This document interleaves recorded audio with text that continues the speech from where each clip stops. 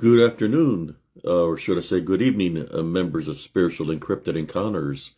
How's everybody doing this evening? I hope everybody's doing great. For those that are joining me here on Facebook, those who watch my replays on YouTube under Spiritual Encrypted Encounters, and those who follow my short reels on TikTok. How's everybody doing this evening? I hope everybody is doing great. As for me, I'm here. I had me a good day's rest. I'm wide awake now. And before I went to sleep, I had played some photos of Elms Grove, where I had captured an image by the tree that was looking at me. And I've been doing some studies of the Watchers and what else was what they were called in other names. You got the Anunnaki and then Apakulu. And one of the pictures resonated with me. How you doing, Sister Michelle? One of the pictures resonated with me because the way they have a little statue of one of the Apakulu, how it looks. And it resonated with me because it looks like something that I had captured in the picture there in Elms Grove that looked like the Apakulu. If you look at the height of the Apakulu compared to humans, they were way taller than us, like probably double or triple our size. And that being that I caught in the screenshot is way taller than me, like probably 2 times, 3 times bigger than me. So I placed a picture, a close up of it, of a statue of the Apakulu, of how it looks, which there were like sages. There were sages that were brought to Earth, you could say that like the Watchers, but there were sages that were supposed to help the people cultivate the land so they can build the crops and stuff like that. But since they were like fallen, to me they're fallen or demigods, and they wanted people to be sacrificing people for the crops. Well, I believe I've captured a picture. It's kind of like they're like reptilian of sort, and I've captured or something like that. That I believe they're still amongst us, But one of the things about this is that the Apakulu was before the flood, right? Well, Watchers were here before the flood, so they're called many names and different cultures, So I'm just starting the talk of how I placed a picture, a screenshot. If y'all want to check it out, look in the timeline and you'll be able to see it. The way it's standing and the way it's looking at me, the way it's got his arm, it looks just like the Apakulu statue that I noticed. But you got to remember one thing, brothers and sisters. Anything that's fallen, the Watchers were fallen. Just like the 1/3 that fell from the heaven. They were part of the fallen. And they do have, I'm not going to say angelic capability because they're not considered angels no more. They're considered fallen angels. So they do have capabilities where they can manifest to look like something. They can have abilities to mimic voices. They're deceivers. They can deceive a person, tricksters, whatever you want to call them, but they do that for to gain control over people. But you got to remember that they wanted blood sacrifices. If you think about that, if you could look into each should I say tribe, or should I say where there was pyramids, there was a lot of blood sacrifices of people that were being done to these sages or demonic beings, demigods, whatever you want to call them, in which people were losing their lives for their help. So was it really that they were really helping them out of goodness? But it wasn't helping out of goodness because those people were losing their lives. So they were fallen demonic capabilities. But they said they were doing this before the flood. And what was before the flood? The Watchers, who created the Nephilim, right? I believe it's all connected, but they're called different names at different times, different eras. But I believe it was the Watchers that were watching over mankind that are called the Apakulu, that are called the Anunnaki, and other names. I believe it's the same things, but they're called different names from different cultures. I just wanted to share that with you all right now here in Spiritual Encrypted Encounters. Before I start the show, I wanted to talk to you about just real quick. I just wanted to tell y'all, brothers and sisters, is this straight up?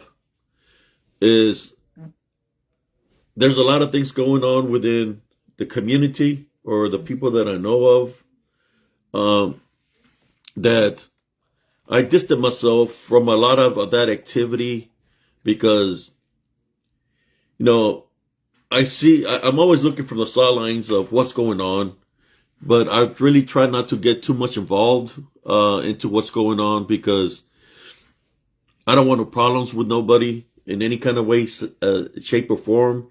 Sometimes I get phone calls from people. How you doing, cousin Tommy Robles? Sometimes I get phone calls from people late at night, like 2, 3 in the morning, telling me all kinds of things, of all kinds of problems that are happening. And it's kind of like they're asking me questions to see what I say. And I really don't want to say nothing too much of what they're concerned or what they're going through, because I always feel that sometimes when I get phone calls at like 3 in the morning, is that maybe there's somebody on the other line or they got somebody on listening to the conversation just to see what to say.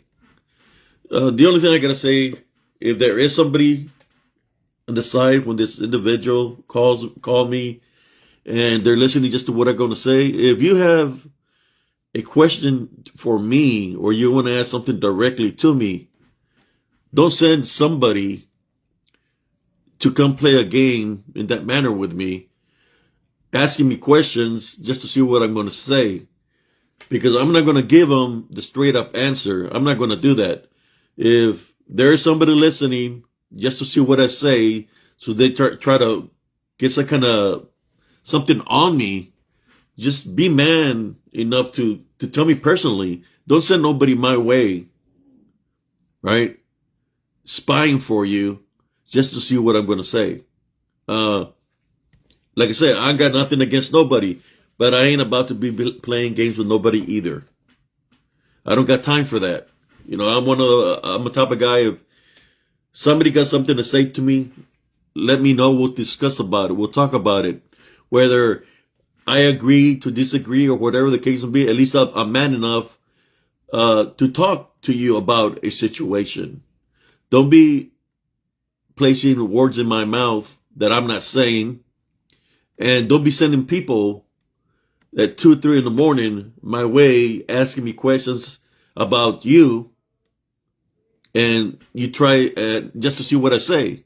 I'm not going to be straight up and tell the people what I really think. Like I said, I'd rather tell a person, if I got a problem with a person, I'd rather tell them in person or let them know.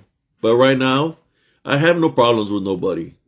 But what it seems like is there's always problems trying to surface up, or somebody's trying to start something with me. But as I'm on Tim Love Foundation, I listen to what people say because that's what I do. I listen to when people are going through something, and I give them advice, especially when it's something spiritual, or they talk to me, they say that they're being spiritually attacked, or that they feel that they're being done wrong, So I'm just there to listen. When I say I'm mutual spiritually, I just listen, I listen to what people say. At the same time, I give people advice to a certain extent. But I don't got time to be playing games with anybody, or for somebody to try to flip things around, trying to make me look like the bad guy when they call me at 3 in the morning. Well, besides that, I'm just talking about that real quick to get that off, how should I say, my chest. And I'll say it again. I have nothing against anybody in the cryptid community. For the people that have come up against me for about a year and a half, I forgave you already. I have nothing against anybody, but I still see activity where people are coming at me in a negative way. But in saying that, you can come me in a negative way all you want to. I'm not going to give you the time or day. I'm just saying that I'm going to maintain my love foundation, and I'm going to continue to do the works that I do. For those that are my friends, they do tune in, that are really here as true friends, I appreciate y'all. For the members of Spiritual Encounters, for those who follow me from Positive Spiritualists to Spiritual Encrypted Encounters, thank you for being loyal and being here. I'm here to help everybody, even the people that dislike me, that have hatreds towards me, that they consider themselves their enemies because they don't like the spiritual aspect of things.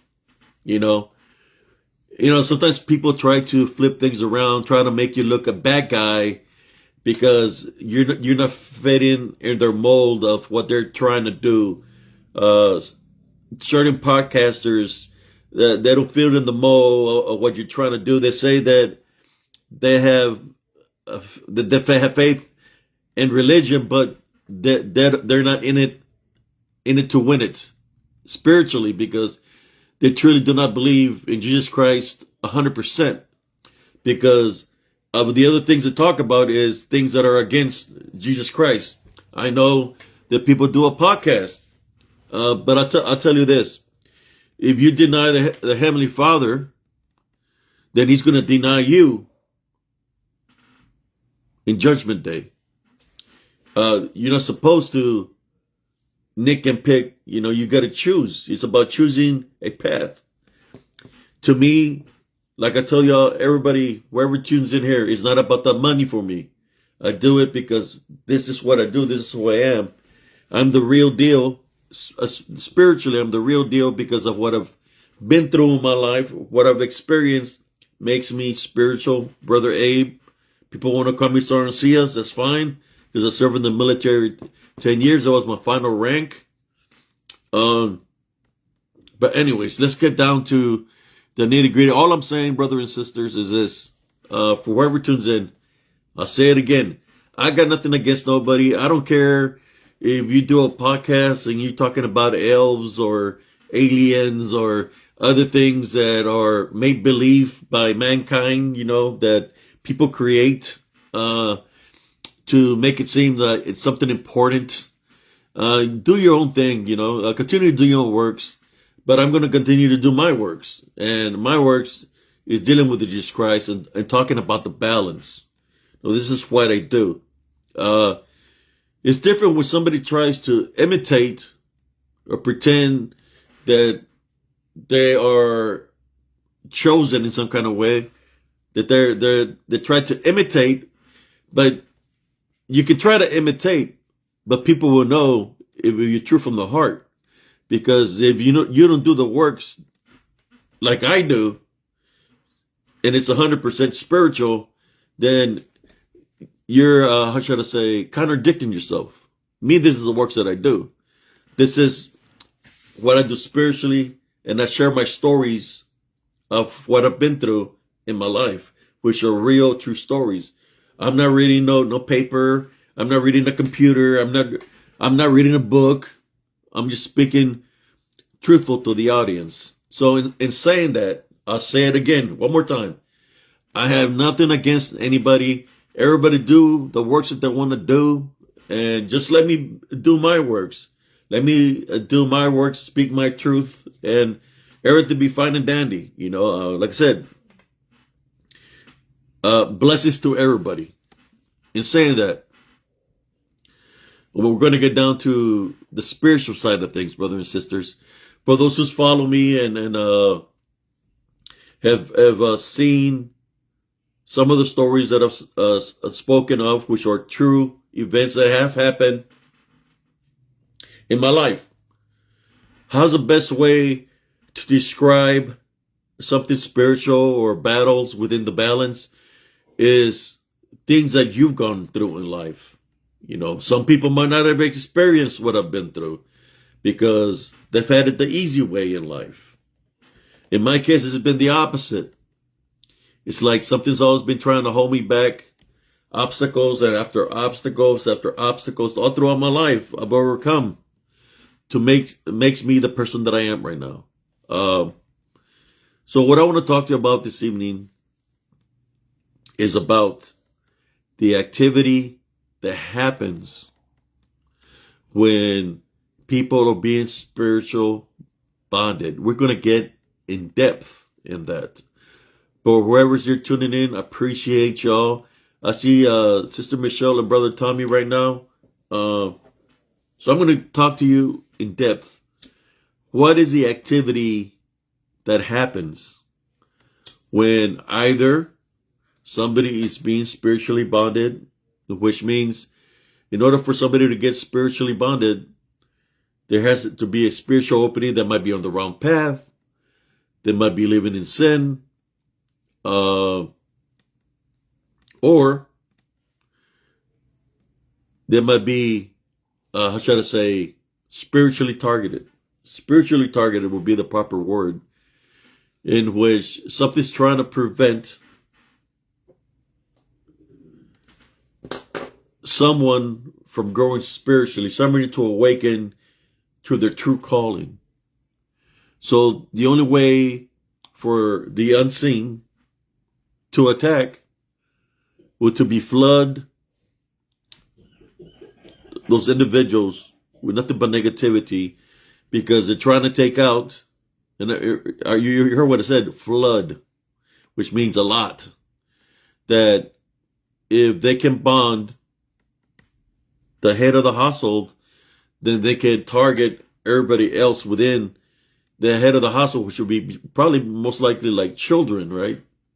Because there's somebody within the family that has a calling.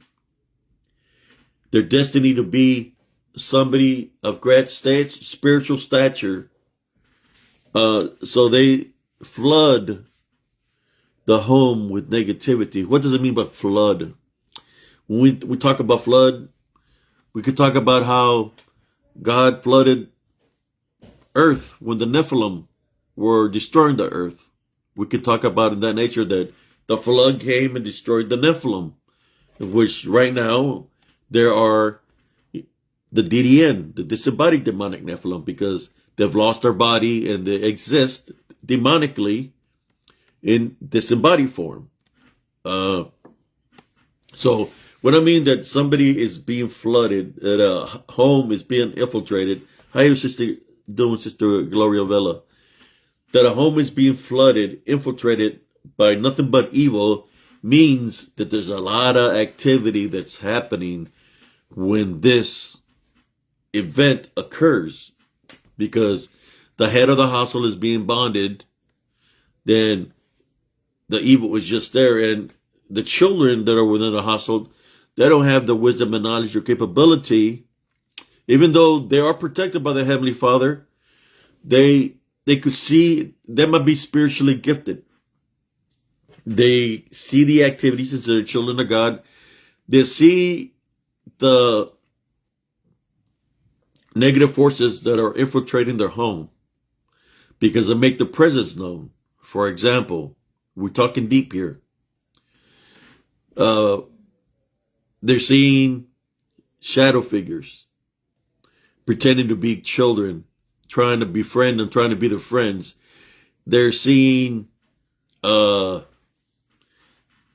what we call in Spanish, brujas and brujos. They're seeing demonic activity where there's scratches, there's bangings, there's poundings, there's dishes flying, there's activity in the home where they're running loose and causing chaos and havoc because the head of the household is being bonded. There's violence where the head of the household, since they're being bonded, that's what when somebody's being demonized, brothers and sisters, the person is being bonded, there's division right? Because there's anger, there's hatred. And we see a lot of that within the crypto community, podcasters, right? Well, where they're fighting, they're arguing, they're talking bad about people. That's called division. Well, when the household is being bonded that nature, it's kind of like a flood of activity happens, demonic activity happens in that nature, where it's kind of like they're running loose, causing chaos and havoc. And it's like, if nobody takes a spiritual stance against them, they're going to have full domain of the people in charge and that household. Activity like, for example, where somebody could be standing in the window and they'll be telling the people that they have bonded to come outside at 2, 3 in the morning and talk to them. Or telling them, have you done what I've told you to do? They're making the presence known, and they're taking the manifestation. And it's like literally you're seeing this activity happen. Or the activity of where they're mimicking different animal sounds, which is demonic activity, where you're hearing animal sounds of lions, elephants, tigers, horses, cows, pigs, different kinds of mimicking of animal noises, even a mimicking of people, and it's just a constant. Every second is something different. There's their manifestation, whether they're manifesting outside to look like that, or if they're manifesting the disembodied voices to sound that way, right? They cause that activity, which is pure evil. I'm talking about pure evil. I've been in that situation where there's been pure evil. That's what I'm speaking about it. I'm saying to you of what I've experienced in my life, in which when that is happening, the only thing that I knew what to do is to pray. But even like that, when I prayed, it was still, how should I say, flooded with pure evil, that even through prayer, there's still activity happening around you, right? Because it's kind of like they've already invaded the home, and they want not just to control or destroy the head of the household, they want to destroy every family member, because that's what they do. They dislike mankind. They dislike God's creations. We are created under God's image. So they dislike us. So they come at us in a way, and what they want to do is, like I said before, destroy. Their submission, destroy. I lost a member due to this. That's why I'm speaking about it. There was a lot of activity in that nature, that when you're engulfed like that, and violence is part of that. What does violence mean? That means that somebody's getting physically hurt, mentally hurt. I've been there. That's why I'm speaking about it. What can you, and you're just a kid, and things is happening in that nature, because the forces that are working behind that want total destruction, total annihilation of the whole family. But thank God that we was able to overcome the onslaught of these unseen forces, and we overcame them through Jesus Christ. There was somebody that asked me, and my Spiritually Encrypted Encounters on YouTube, to talk in depth about the activity. I'm telling you about the in depth about the activity that's happening. It's unimaginable. I would suggest to you, if whoever asked me that I wouldn't wish that upon you, because that is not a good feeling of being spiritually targeted in that nature. And violence, death, It's there, all that, because that's what they want. They want chaos. They want division in order for the chaos to presume to happen. And I've witnessed that in my life. That's why I do the works that I do, because I've been battling all my life against these unseen forces. When I talk about a love foundation, I'll talk about it. Why do I talk about a love foundation? Because the love foundation will help me overcome the unseen forces. When you get mistreated, where you get bullied by somebody, or when somebody tries to paint you a certain way, that's the same thing these demonic forces do. Same thing, just a different strategy. These demonic forces infiltrate your foundation. If they can bond the people in charge, they infiltrate. And when you're seeing violence, things are being done to you physically, when you're being hurt physically, they're not showing you no love, because when a foundation is spiritually attacked in that nature, they don't want you to know love. They don't want you to know Jesus Christ. So what do? Attack, attack, attack daily. Whereas a lot of things happen that makes you lose in touch of what love is. It makes you lose in touch of who Jesus Christ is, because all you're seeing and all the things that are happening are acts of violence, acts of no love, because that's what the seed, this demonic forces plant. It's important for them to plant these seeds because they want to keep you bonded. They don't want to free from you. They don't want you to be free, to have your own will, your own mind, to be able to understand how to fight them. So once they engulf, which is a form of bondage or possession, they're just trying to keep everybody distracted through anger, through hatred, through violence. I've been there, man. I've been there. I've heard people talk about some of the things that they talk about of what they've been through, but it's nothing in comparison to what I've been through. I've been there.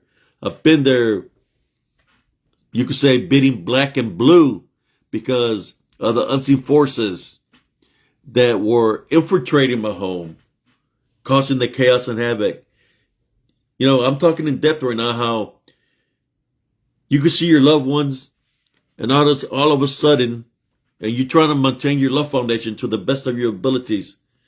And all of a sudden, when they look around, look at you, you know it's not them. You know it's a demonic force working within them to affect you spiritually, right? Because they're bonding that individual that you love, that you consider a parent, a mother, a father, or a brother or a sister, because they try to affect everybody. I've seen it, I've witnessed it, and I've been through it. I survived it. I'm a survivor of that, being spiritually targeted in that nature by these unseen forces. That's why I speak. That's why I speak against them. That's why I speak, and I'm trying to lift the veil so people can understand of the works that I do, of what I've been through. In order for me to be who I am right now, I had to go through events that affected my life a certain way. But I am who I am now, because sometimes you have to go through things in order to understand those things and how to be able to battle those things. I went through a lot, so many years as I grew, but I am who I am now. And this is why I do the works that I do. I'm a genuine guy. I'm a real person that speaks the truth. There's a lot of people in this community that say they're a certain way, but they contradict themselves. Me, I do the works that I do because I've been through it. I've been through the battles. I've been through fighting this demonic forces all my life. It makes me who I am right now. And I'm speaking to you from the heart right now. I lost a loved one. I lost a loved one to this demonic forces. They have the abilities to possess people, to commit a crime, to do something.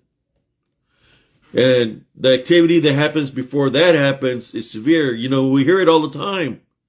We hear it when a person kills a whole family. Whether it's a husband or a wife that commits a crime. You've heard where a mother kills all her children. And they try to come up with some kind of symptom for that. Right? I know what it is. Is his demonic forces. If they can get control of an individual, they'll cause chaos and havoc. Chaos and havoc means physical abuse, mental abuse, loss of people losing their lives. That's what they do. Why do they do that?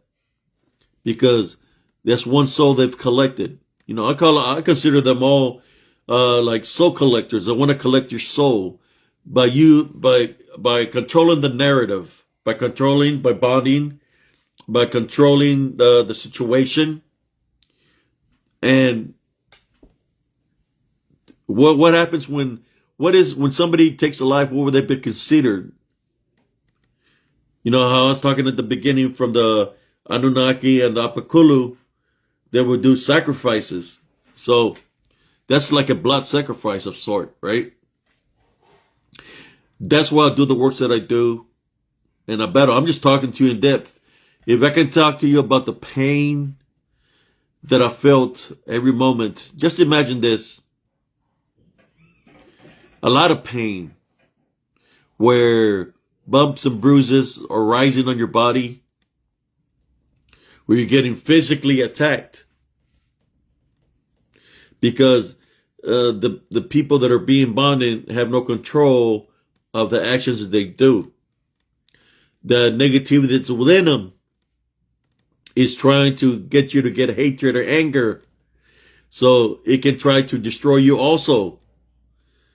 But somewhere within all this violence and anger and hatred and division, still something within me, even though there was bad thoughts coming to my mind, which they were trying to spiritually bomb me, spiritually control me, somewhere within myself where bad thoughts and bad thinking was coming to me, I would say, I'm sorry. I'm sorry for thinking that way. I would say, forgive me, God, for thinking that way. Somewhere within me, in spite of all the things that were happening to me, I still had love. Somewhere within me, there was still hope. There was still love. But I overcame all that. I went through that to make me the person that I am.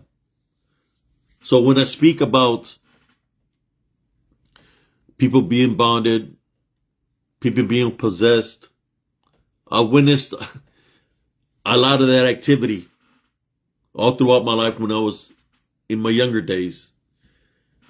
Makes me who I am right now. As I've gone through life, these things that were trying to destroy my family have surfaced up all throughout my life, trying to convince me that they are my friends and they know me.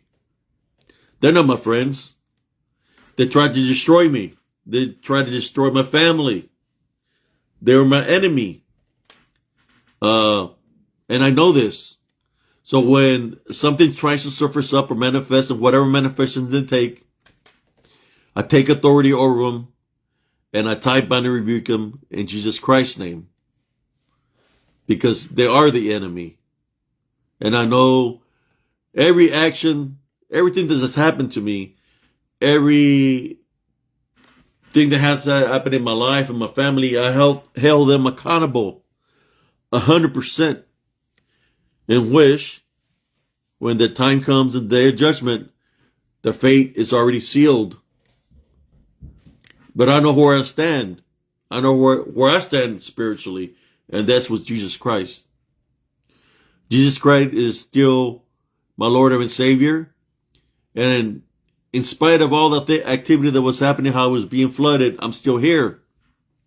How am I still here? Because Jesus Christ has always been there for me. Even when those things were happening, He was there. Sometimes He has no control of the situations that's happening in the household. But He was still there for me. He was there for me then. He was at the voice. He was at the thing that would say, the spirit that would tell me that feeling in me that would say, that's not right. Don't think that way. Forgive. As I've forgiven the people that have come up against me in true faith and true love, He has blessed me with the spiritual gifts of discernment. This will do the works that I do. The person asked me, how bad was it? And I'm speaking to you right now, should I say rated PG? Because you don't really want to know. When you ask me what were the things or how bad was it, you don't want to know how bad it was. Because the only way you will find that out if you will leave an opening to yourself and you get spiritually targeted or flooded that way. It is not a good feeling, especially when you lose a family member to it. It's not a good feeling at all. But it makes me the spiritual warrior that I am now. That's why I do this works. I hear people talk indirectly where they make it seem just because they talk about Jesus Christ, or that anybody that talks about Jesus Christ, that we don't know nothing. That we just talk, that we're what people consider holy rollers. I don't go to church, but I believe in Jesus Christ. I used to go to church, but I consider I have a relationship with Jesus Christ, and I do the spiritual works that I do. I think these people that don't want to listen to what we have to say spiritually, they're only nick and pick certain things that we say, because they don't want to listen to the full podcast of what I'm speaking of. They only nick and pick certain things when it comes down to Jesus Christ. But I am a spiritual warrior. This is my journey because it's my life. I've experienced these true events that have happened. But it makes me who I am. And I'm going to speak the truth about it, whether if it's something that I've been through, that it was negative, that it was evil, I'm going to speak about it because I went through it and experienced it, and I can talk about it. And I'm sorry if it affects your little bubble, right? Your little bubble if you don't believe in Jesus Christ like I do. You can say you believe in Jesus Christ one day, and then the following day you're talking badly about people that believe in Jesus Christ, and you're talking badly about individuals that believe in Jesus Christ, trying to make the individuals look like bad people because they believe in Jesus Christ. Maybe it's what's happening in that situation is that it's not that the people that are believing in Jesus Christ are talking badly about you. They're just trying to see the error in your ways of what the things that you do. But the things that you're being bonded by don't want you to see that. They don't want you to see the wrongdoings that you're doing because they're working through you. And every time somebody tries to talk to you or say, God bless you, I love you, they talk about Jesus Christ, you consider the enemy. Why would you consider it the enemy? Or is it what's working through you that's considering spiritual people or people that believe in Jesus Christ as an enemy? Think about that. Think about what I'm just saying right now. Why would you consider or have hatred or talk badly about somebody that's talking about Jesus Christ? I talk to many people about Jesus Christ.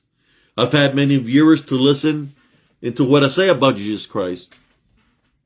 Why would you be mad if I would say I love Jesus Christ?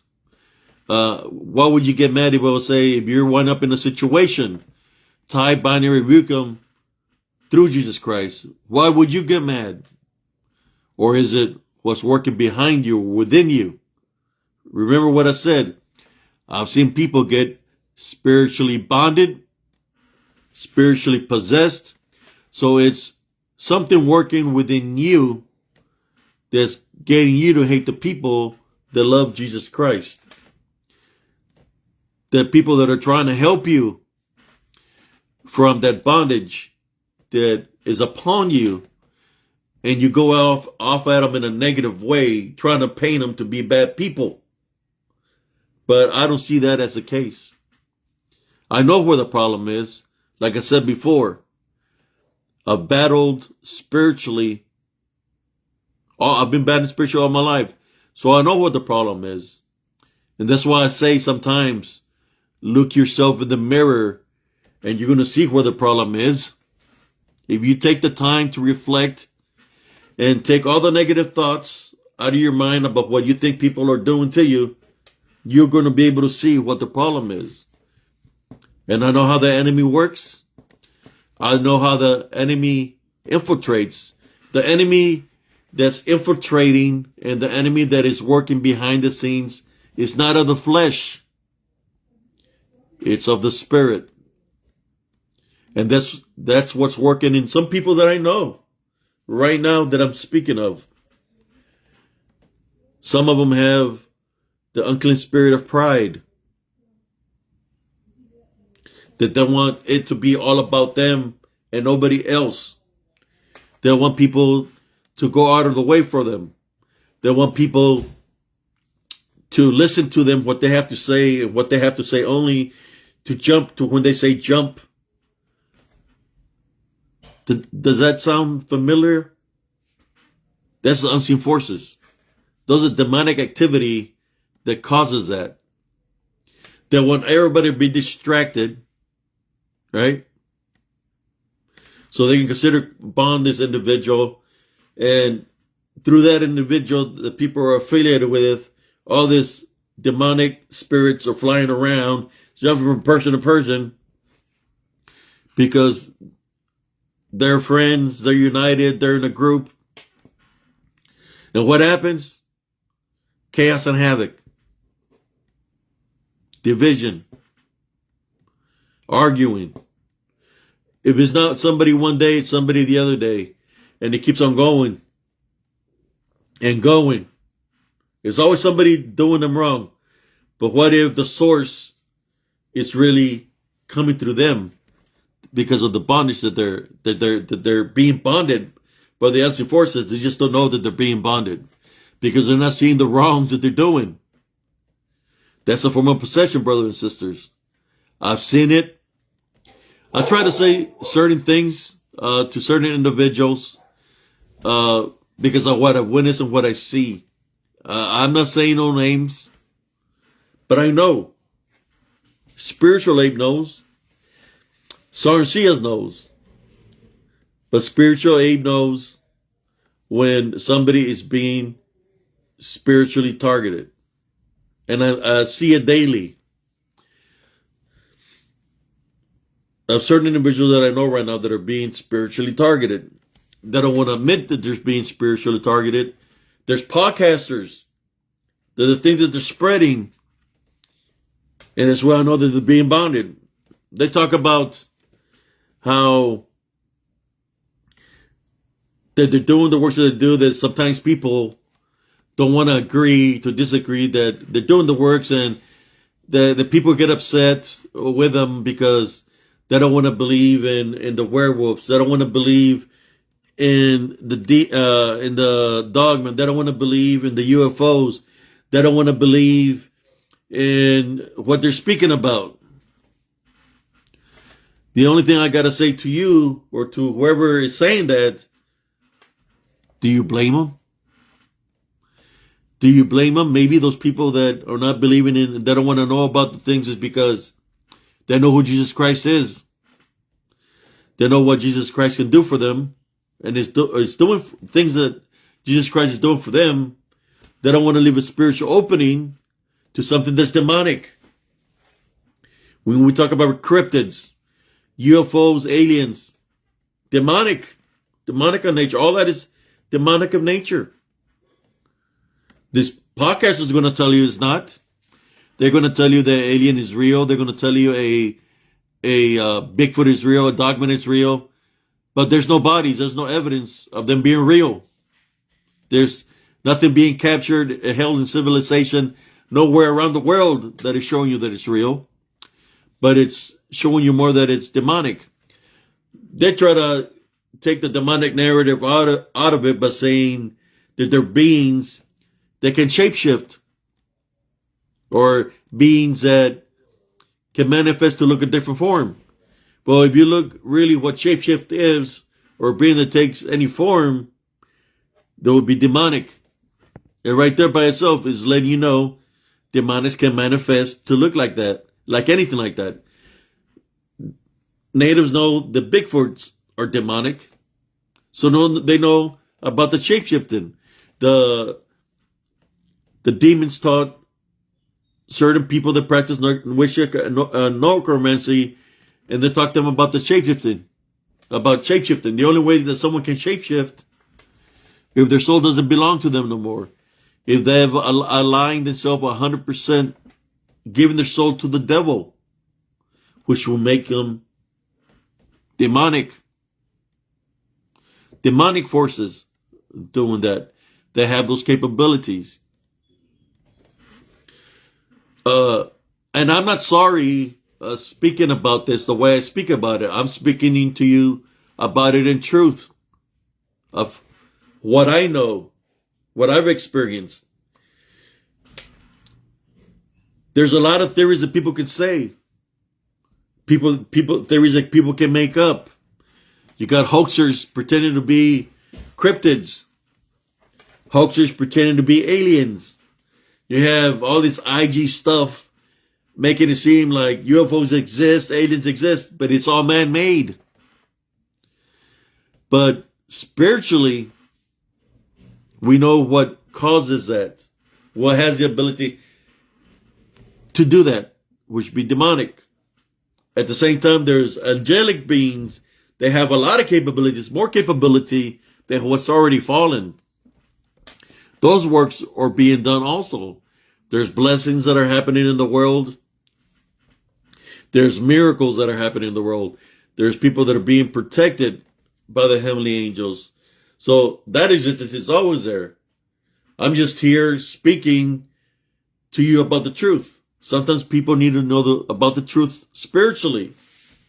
So I'm blessed through the Heavenly Father to be able to bring it to you like this, in this way. So you can have understanding of why I do this works.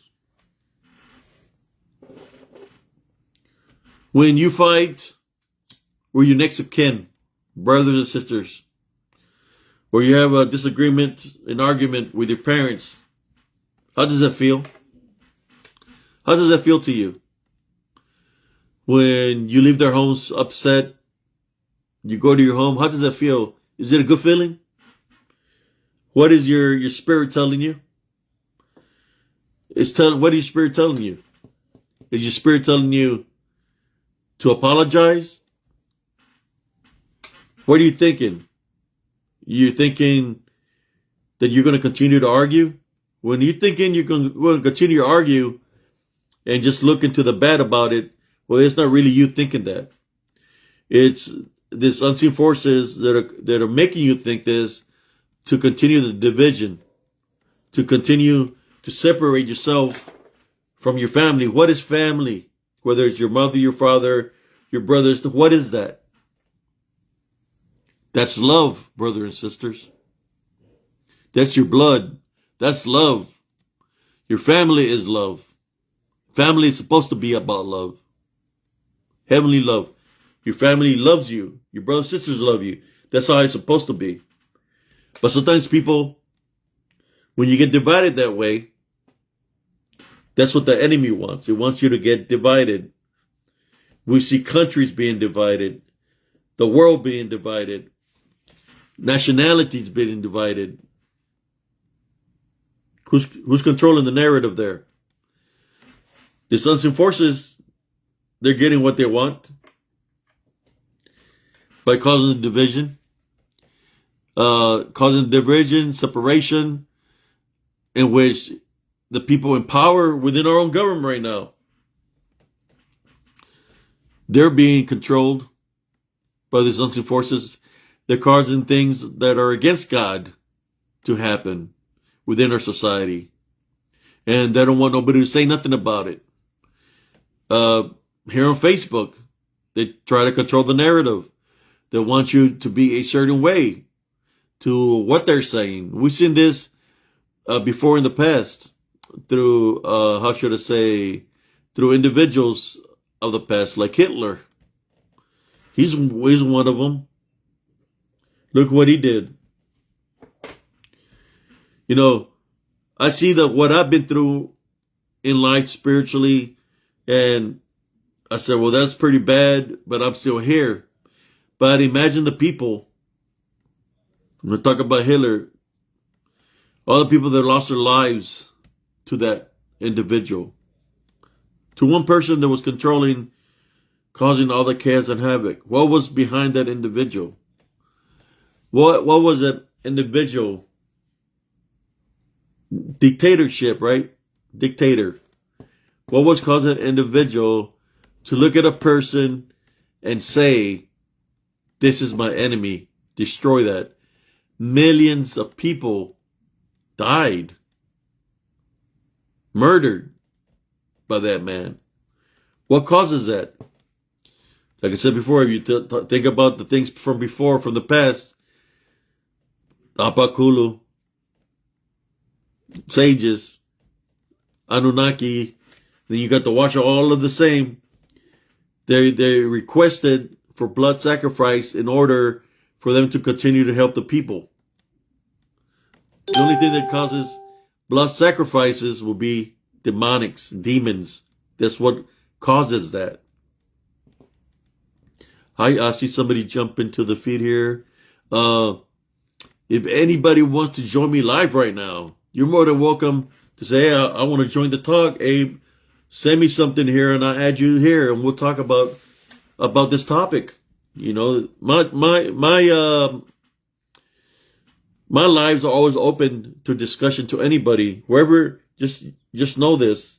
Whoever wants to discuss about topics, you're more than welcome to join.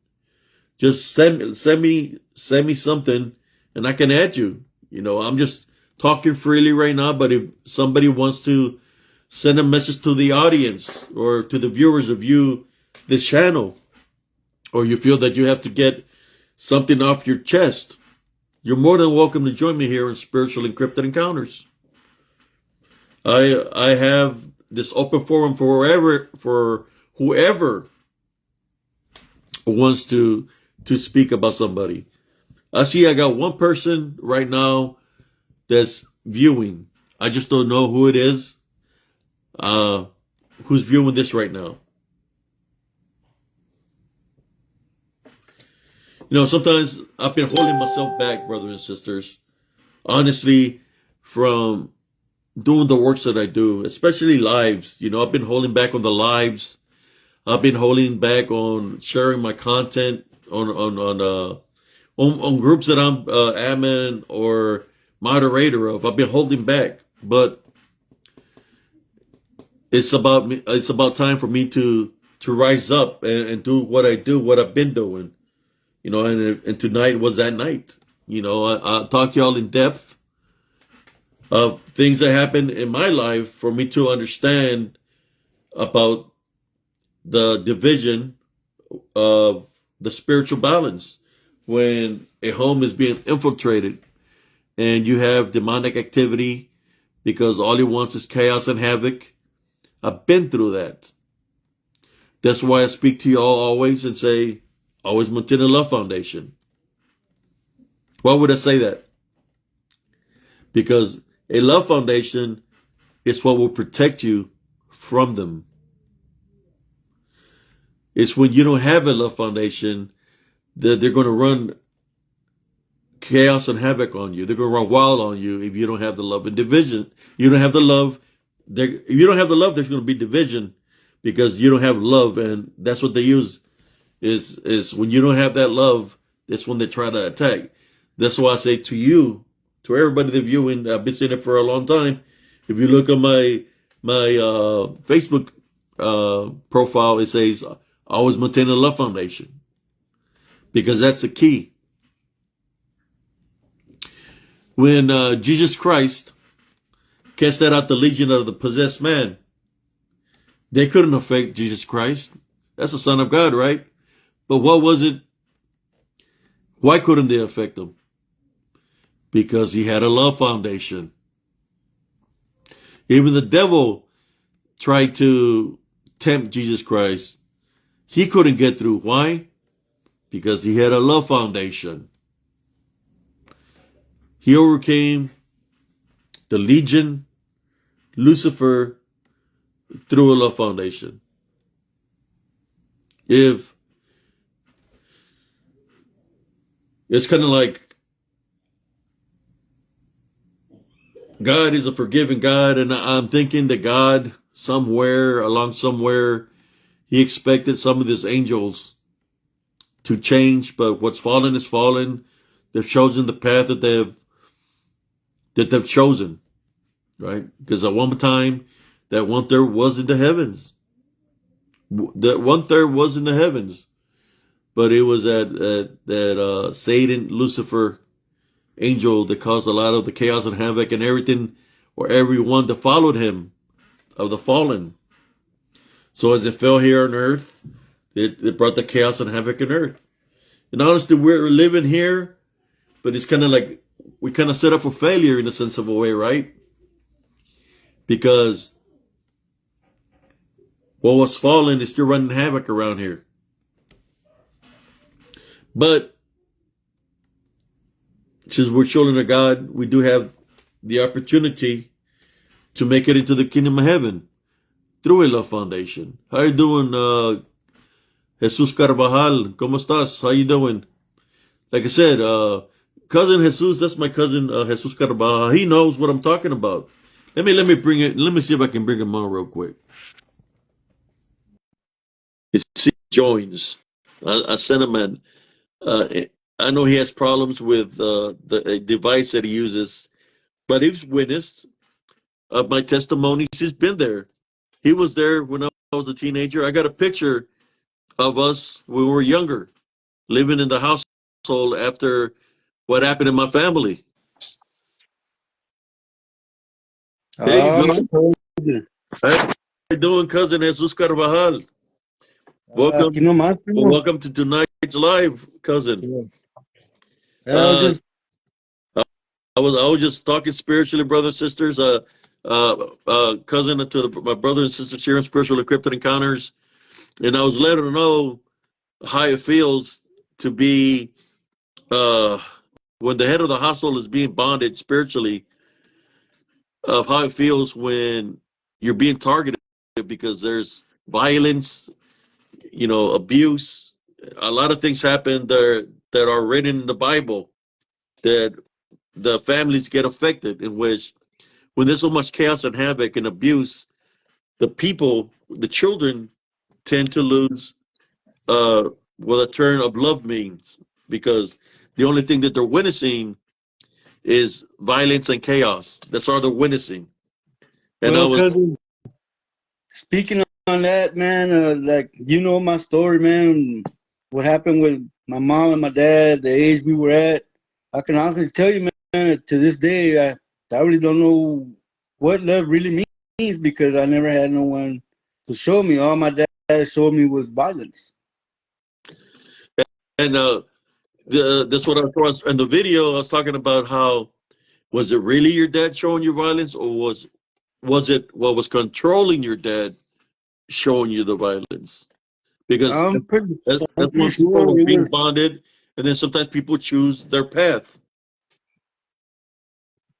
Yeah, I also remember because due to that, we lived in this house where around 10 o'clock at night, a shadow would come from behind the house and walk outside the house. Then it started coming inside the house, man. And we had a 4 bedroom house, but we all started waking up with scratches, man. So from that 4 bedroom house, we all slept in my dad's bedroom, man. We were all camped out on the floor because we couldn't sleep in our rooms because that whatever it was would come in the house, man. Something demonic. Yeah, it was a black shadow figure, Uh, and it would sister always disappear at a dead tree stump. Sister Angelica Bennett says, "Me too. My dad was horrific, and it opened a portal into my bedroom." That's what she says. Yeah, been there. Oh yeah. Yeah, I was talking about how I witnessed all these events that happen where you hear it's like you get flooded with freaking negativity, demons, brujas, brujos, everything surfaces up. It's kind of like you're having a barbecue or something, and everybody decides to show up to the barbecue, but you don't have enough barbecue to give out to the people. Well, that's the way these things came. They come all at once because they're going for the kill. You know, they go for the kill, but somewhere, something there was still in place to protect us, which I believe was a presence of Jesus Christ. That He was still working through some of us. Somewhere within us, we still had some kind of love, in spite of the violence, the anger. You remember, cousin, Yeah, uh, yeah. how my I mother, remember. not just my mother, but our mother sometimes would change. But things happened in their family also for them to be the way they were, right? In which, Yeah, in which I don't blame them for that. I don't have no hatred for my mother at all because I know how these unseen forces work. They use people that have spiritual openings. That's why I always tell everybody don't don't be mad at your brother, your sister, your parents. Say I forgive them because you're not supposed to be mad with them because there's other unseen forces that are working behind all that. You know, trying to cause the chaos, the havoc, division, planting negative seeds to affect us, since we're children, to affect us in the future. So we can go yeah. astray, not know Jesus Christ. Especially if we're all seeing just chaos and violence, if that's all we've witnessed and experienced. And like I said, anything that comes with the unclean forces, that they bring nothing but pure evil that affects, scars people. There's been people that have been scarred in many different kind of ways Oh, through through the sins of, or should I say, through the unclean things that this demonic spirits bring. Uh, I I just speaking about agree. it. I agree, sir. I agree. My daddy used to. You could always tell when he would get, I guess you could say, possessed by whatever it was that was possessing him, because his eyes and facial would change, man. Right before we got our beating. But yeah, hold on, man. Let me go somewhere where I can sit. You heard that, brothers and sisters. He said that they would see a difference in his father. His demeanor would change, and you could see that it was in him. And right after the demeanor of him changed, he would get beatings. I can resonate to that. Imagine this: my mom's cooking, and God bless my soul. My mother is in a better place. I remember my mom cooking, and I'm helping her in the kitchen. I'm helping her make the tortillas, bringing her the hot water, boiling hot water, and she's making the tortillas in the kitchen. She says, "Go call your sisters." I call my sisters. They're out there playing. Then I go back. No, mom, I'm here. I can help you. I can help you. Because I'm all excited. She's making tortillas. And all of a sudden, because I'm just seeing her back and I'm giving her the items, and all of a sudden, as she's making tortillas, she's already made a couple of tortillas. She turns around, and when she turns around, she's not her. I could see the difference, the demeanor, the eyes are red.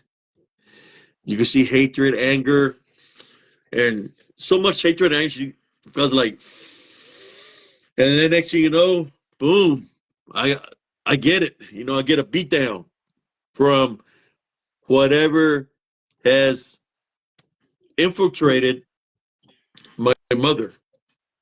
How could you go from making tortillas and I'm helping her cooking? It should be a good fun moment from that to getting a beat down from hell, in which I noticed the demeanor change within her face, in which I know that it's not her. And then when she comes back to normal, right? She's like trying to figure out what's going on. Like she don't even know what happened. You know, she's trying to figure out what's going on. And then she's like, "Are you okay?" And then she's like, "Well, you just made me mad," but she don't really know what the hell happened. But I can relate to that to cousin. But those are called negative seeds. They want you to have the hatred, the anger. The unseen forces that work through our loved ones in that nature. Whatever spiritual openings they had that was using them that nature. Like I said, God rest our loved ones. I don't blame my mother because I know what these unseen forces can do, what they're capable of doing. But I went through a lot of that numerous times. Uh, in the public, right in the public, I get a beat down. Back in the day, it was different. Back in the day, we get a beat down in public. They didn't care. It wouldn't come in the news. Now you touch somebody with a finger, they're gonna call you for child assault. abuse, right? For assault. You touch somebody with a finger, it's assault. The Hey, 70s cousin, was different. We knew the chancla, the I scoba, remember we knew the the sandals, the brooms, the belts, the whips, the branches, the sticks, whatever they could throw at us or hit us with. That's what we knew. cousin. My father tried to run me over with a Gran Torino station wagon, man. He chased me through some alleys and I would look back and see the hood of the station wagon right behind me, man. Oh wow, you were running. Yeah, that luckily I could run then. I can't run anymore, but then I could run. He he he chased me for like 5 blocks through alleys, man, trying to run me over with the station wagon, and then that turned into a foot chase, which I started making fun of him because he couldn't catch me. And then the only way he caught me was he faked a heart attack, and I went and kicked him because I thought he was dead, and he grabbed me by my leg. He said, "Ya te agarré, cabrón," and then he grabbed me by my ear and took me all through the neighborhood by my ear, man. And all the homeboys were like, "I thought you were tough." I told him, "Shut up. Can't hit this." Yeah, he took me home and beat me severely that day, man. That was one of the times that he was really, really possessed because he did not stop, man. He beat me for like almost 20 minutes, man. And he wouldn't use a belt, he'd use a closed fist. But yeah. That's what people don't understand, cousin. That we've been through things physically. I'll say it physically because you remember the cartoons where they get hit in the head and a big bump comes out. Yeah. Well, Yeah. I seen the bumps come out on the skull when I was getting pounded. Yeah. I raised my arm to block the broom or stick or whatever, and then see the bumps rise from my arm. That's how hard the blows I was getting. And those blows, if you really think about it, they're death blows. No, yeah. They're death blows. They're not blows of I'm just gonna discipline them. Hey, bah, bah, bah. That's it. No, those were death blows. So whatever was causing them to do that really wanted to take me out of this world. I have Yeah. numerous death blows that I had on my head. They probably have some of the conditions that I have now. But for some way or another, I know Jesus Christ was protecting me all along from those death blows. I know he When protected me somebody, from the station you wagon. know, those big brooms, those thick brooms, when somebody swings that at you at your head full force and breaks that broom on your head and makes a big bump and then tells you, go get me another broom after you broke the broom, and they're blaming you for breaking the broom. That's when what I was going through spiritually when certain members of my family were being spiritually bonded slash being spiritually attacked, possessed, that they were installing hatred in my heart, anger, just by physical violence to that level, to that extreme. Yeah. People would say, well, how bad was it? You really don't want to know. You would have to put yourself in my shoes when I was a kid. And I wasn't a big kid, I was a skinny kid. So I was so skinny that every blow I felt, I had no meat, I had no muscle to protect me from the blows. I felt every single blow. I don't know how many times I went black and blue to school with or a bump on my head, bruises on my arms, and they're trying to figure out what's going on. I've I been went to there. school that way, and I'm not supposed to say nothing about what happened to me, or else that's another ass whooping. Yep. Yep. Yep.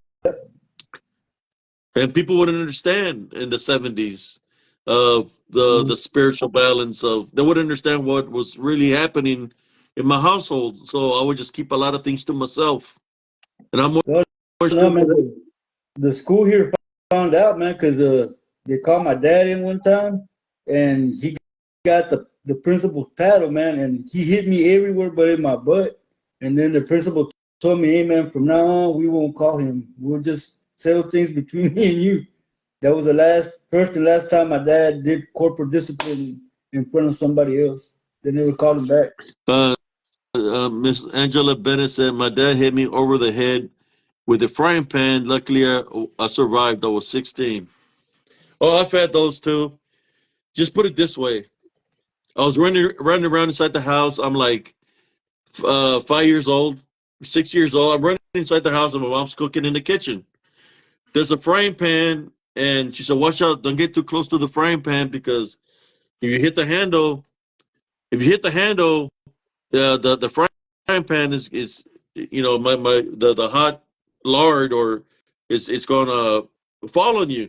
So I'm running back and forth, and I'm already in the other room, and I feel psh, and I'm running around, and I smoke coming out of my back Oh, where wow. where the grease landed on my back, and I'm running around, and I just hear where it's burning my skin, and I'm trying to figure out, to this day, it's like, was it really that I hit the frying pan that landed on my back? Because I would have had to stop. I was running, or was it thrown to my back? Oh, wow. You So never, you all never know in that house you used to live in, man. That house had things in there. all I know is I was in pre-K with a burnt back that was black, charred, had blisters everywhere, and I couldn't play with the rest of the kids. They kept me, and the shirts that I would wear, the the blisters of the burnt will get stuck, and when I would take off my shirt, it would hurt real bad. Man, I was being treated for that for a while, but all my back was burnt, you know, and this things events that happened throughout my life. So it was extreme when they talk about how bad was it. How bad was it? Let's talk more depth about when a person is being bonded or being possessed. It was so bad that knives were being pulled out. Just put it that way. Yeah. My dad took a swipe at me and only managed to cut my shirt with a kitchen knife while he was cutting menudo. Somebody that loves you is not going to do that, right? I know, I know. It is our parents, but somebody that is spiritually bonded or spiritually possessed can do that because they don't You know what know, they do. it's because of all that, man, that I think that me and my brother started running the streets and taking out our anger on people in the street. I remember, 'Cause cousin, when y'all came, how you were. I was going through things myself. You know, violently being attacked. Uh, Rick, and I remember one time I got whooped with a water hose where I'm trying to run away, and I just got whipped in the back with it. I had a big old laceration. I almost opened my skin. That's how Wow. hard of a hit I got on my back. And I was skinny. I wasn't gonna harm anybody. I wasn't in no threat to nobody. I was a skinny boy. But I remember all these events, and it's like, I mean, what were they seeing? What it's like when a person is being bonded or they're being possessed. What do you think they're seeing? Are they seeing us as the enemy, or are they seeing us a certain way for them to attack us in that nature? But that's what happens when a household is being bonded spiritually. That kind of take it. Sorry, if anybody's viewing here, and we're bringing it bluntly to y'all. I'm sorry we're bringing it this way, but I believe it needs to be spoken because if you're going through something, you've been through something like this, then you understand where we're coming from. Uh, when they say violence is not the answer, we understand that. But what if those people that are causing the violence are being spiritually bonded? They could have a good character where they're showing the love. Hey, come here, mijo. They give you a hug and all of this, and all of a sudden, it's kind of like Dr. Jekyll and Dr. Hyde when somebody's being spiritually bonded or possessed. Then next thing you know, as they're hugging you, they're trying to choke you out because the unclean spirit enters their body. And instead of they're showing you, they start squeezing the hell out of you, grab you, start hitting you. It's because they're being spiritually bonded, spiritually attacked by something. And they don't Yep. know it. They don't know what Uh, to do sometimes. They don't know. we, we never had that, cousin. We never had a hug or a kiss, a attaboy. We never had that, man. We just had violence. That's all we How you had. doing, My dad, brother Christopher Club? Brother Christopher Club, cousin Jesse is from Harlingen, Texas. He's from the Rio Grande Harlingen, Valley. Yes. okay, down the street from Raymondville. Yeah, and I was talking about how the demeanor can change. Because my mom was had a sweetheart. You know, people don't think she had a sweetheart because they knew that she had like a anger issue of some sort. But she had a sweetheart. She was very lovable. But when she would change the demeanor, and there was the spiritual openness I believe that our family had was due to my father because I was out there, the andariego, womanizer, going to the bars and stuff like that. So if my mother had some kind of opening, would be that he was out there running around, being unfaithful and stuff like that. So that could be a spiritual opening, and she was always there with us at the house. I remember being 6 years old, walking all the way down Main Street to the bars when they were open over there, looking for my father, me and my brother at 2 in the morning, in the middle of the night. Kids, 6 years old. I think I was 6, and my brother was 7, looking for him, telling him to come home. And he's there sitting with women, and they're hugging up, kissing up on him. And then he's like, "Oh, I gotta go. That's my neighbor's kid." He wouldn't even address me as his son. He's like, "That's my neighbor's kid. That probably something probably happened. I need to go. Blah blah blah." And he'll be like, "Do I have anything on me?" See, I could see the lipstick of the lip of somebody here in the face. Oh, I said, no, you don't got nothing. We get home, and we get home. My mom's waiting, and she's like, "Hey, hi, baby," but she don't know that he's got the lipstick on his face. Next thing you know, my mom says, "Hey, how you doing?" He falls asleep. I'm just going to tell you some of the events that happened. I'm I don't blame her. I mean, shoot, I was his son, but I was going to cover for him, so I didn't tell him nothing about no lipstick. You know, wrong is wrong, right? But maybe I should have told him something about it. But then that would mean that the relationship would be a lie, right? But I didn't. So when he go to sleep and he's drunk and he's in deep sleep, I witnessed my mom get on him and start beating him up. One time I witnessed her get a. I'm just telling you events of what happened when there's anger and hatred, brothers and sisters. Where there, and this is not a rated PG show. I was trying to keep it rated R, but what I'm talking about, I mean, trying to keep it PG, but sometimes I would notice her grab the butcher knife, and she always kept her butcher knives sharp. This after he come drunk, he'll have his white T-shirt on, and I'll see him on top of her, and I'll go to sleep. I see her on top of him doing something, right? When we wake up in the morning, my dad's shirt would be red,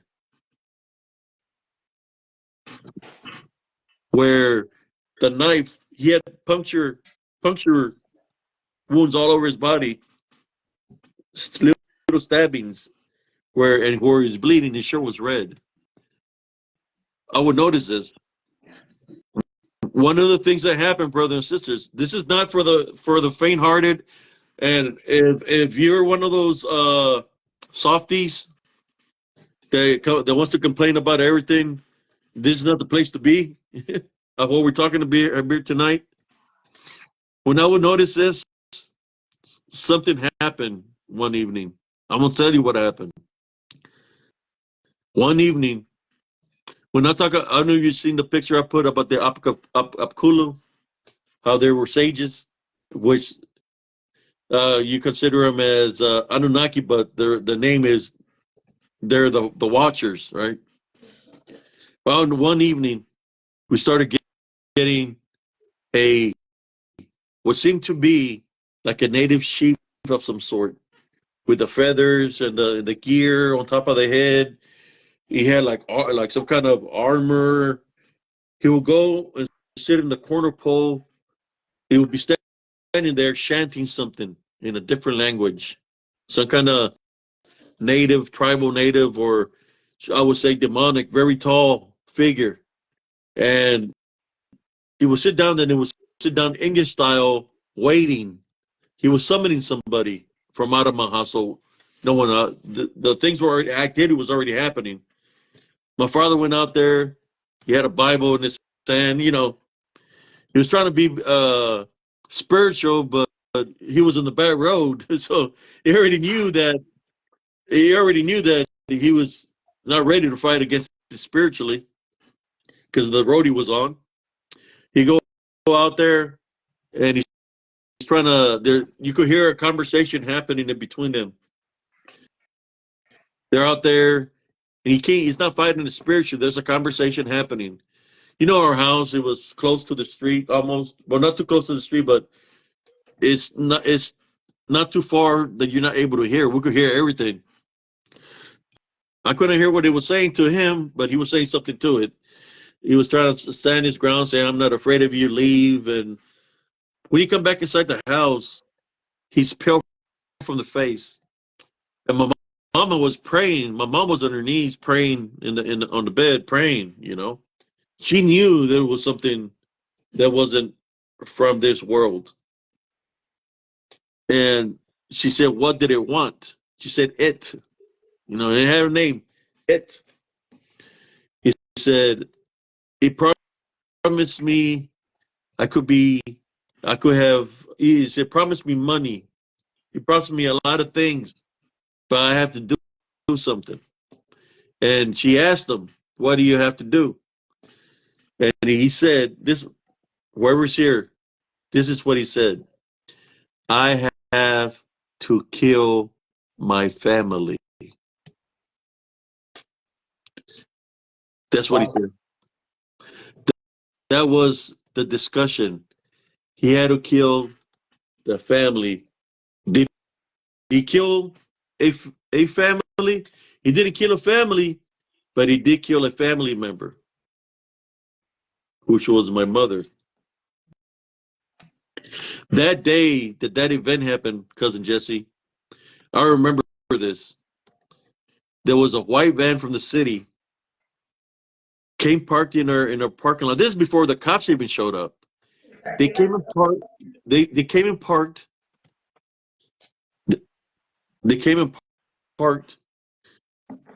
They came and parked, and we just started seeing body bags being dropped off in front of a yard. When I opened the door, there there was body bags that were on the floor for each member of my family. So basically, what I'm saying is, in Redmondville, Texas, there's a lot of, should I say, at that time, I don't know if it's still like this now, a lot of evil running down those streets.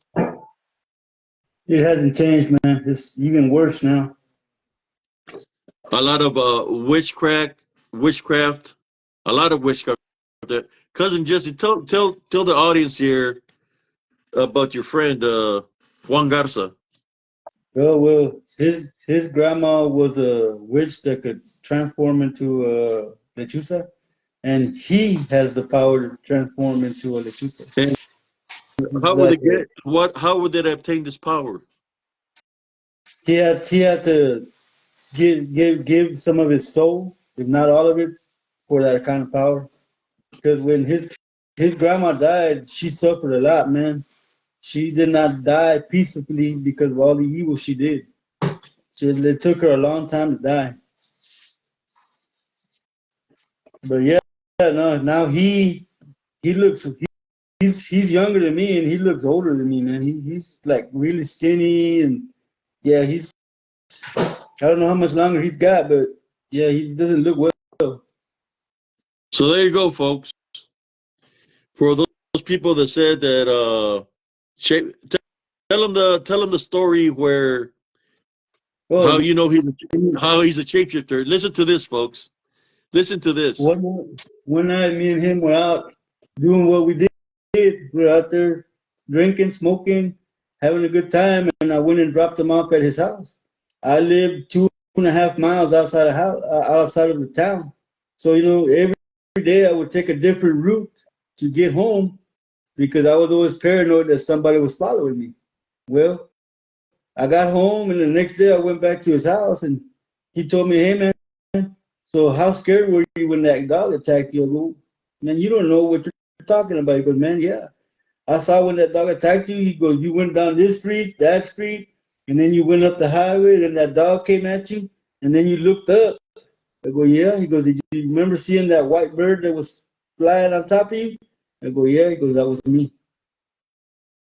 So yeah, he since then I knew he had the power to transform. He was like what, 17, 18 years old when that happened. So he had been able to transform since he was a teenager. So his mother was a black witch. His grandmother was a black witch. I remember my mother going there to their house. I remember this when I was a kid. I think she would go to that lady that you're speaking of, to find out what my dad was doing. Yeah, that lady was something else, man. She always gave me the creeps because she would call me by my last name and then just look at me sideways and smile, man. It would just like be creepy, man.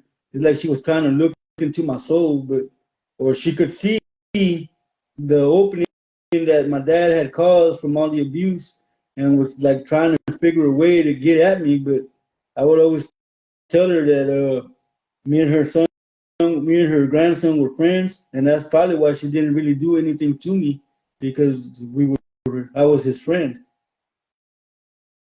But yeah, she was real creepy, man. But he told me that she would transform and that he would transform.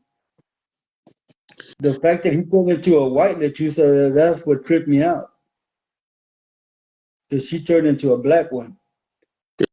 Yeah, I believe you. I seen that happen around my home with the black lechusas and dealing with my grandmother and stuff like that. I believe you. There was a room that she would tell me not to never go into their room. She caught me in their room one time and she took me out of there very quickly. There's a certain room in that home In my where, grandfather's no, house? In our grandfather's house? I'm talking about my grandmother's, Oh, okay. that I wasn't Okay. allowed to go in there. And in that room, behind some buckets, there was something there like made out of cement that I wasn't allowed to go in there. She caught me there one time and took me out of there real quickly. Uh, at that time when you're a kid, you're curious and you're trying to figure out things. So there was a room in my grandfather's house where my mom used to live. That back room, if I would just go anywhere near it, the hairs on my arms would stand up on the back of my neck, and I knew there was something back there. There was also something in that room where my sister Flora used to sleep, because you couldn't sleep in there, man. There was something in there negative that would not let you sleep. Sister Angela says a topa. What is a topa? Uh, All I know is I found out things later on about my grandmother that I found out through my cousins. I had cousins that were older than me. They were like, when I was, let me see, she died in 1980. 1980, I was 11 years old, but they were already in their upper 20s and upper 30s. I remember being in the hearse, in the back of the hearse, and we're sitting there because I was one of the pallbearers. And so they were singing the song, hi ho, the wicked witch is dead. Wow, Oh, that's messed up, man. and I was like, why are you singing about grandma like that? They started laughing. And they're like, he don't know, he don't know. And my cousin Juan, he's a couple of years older than me.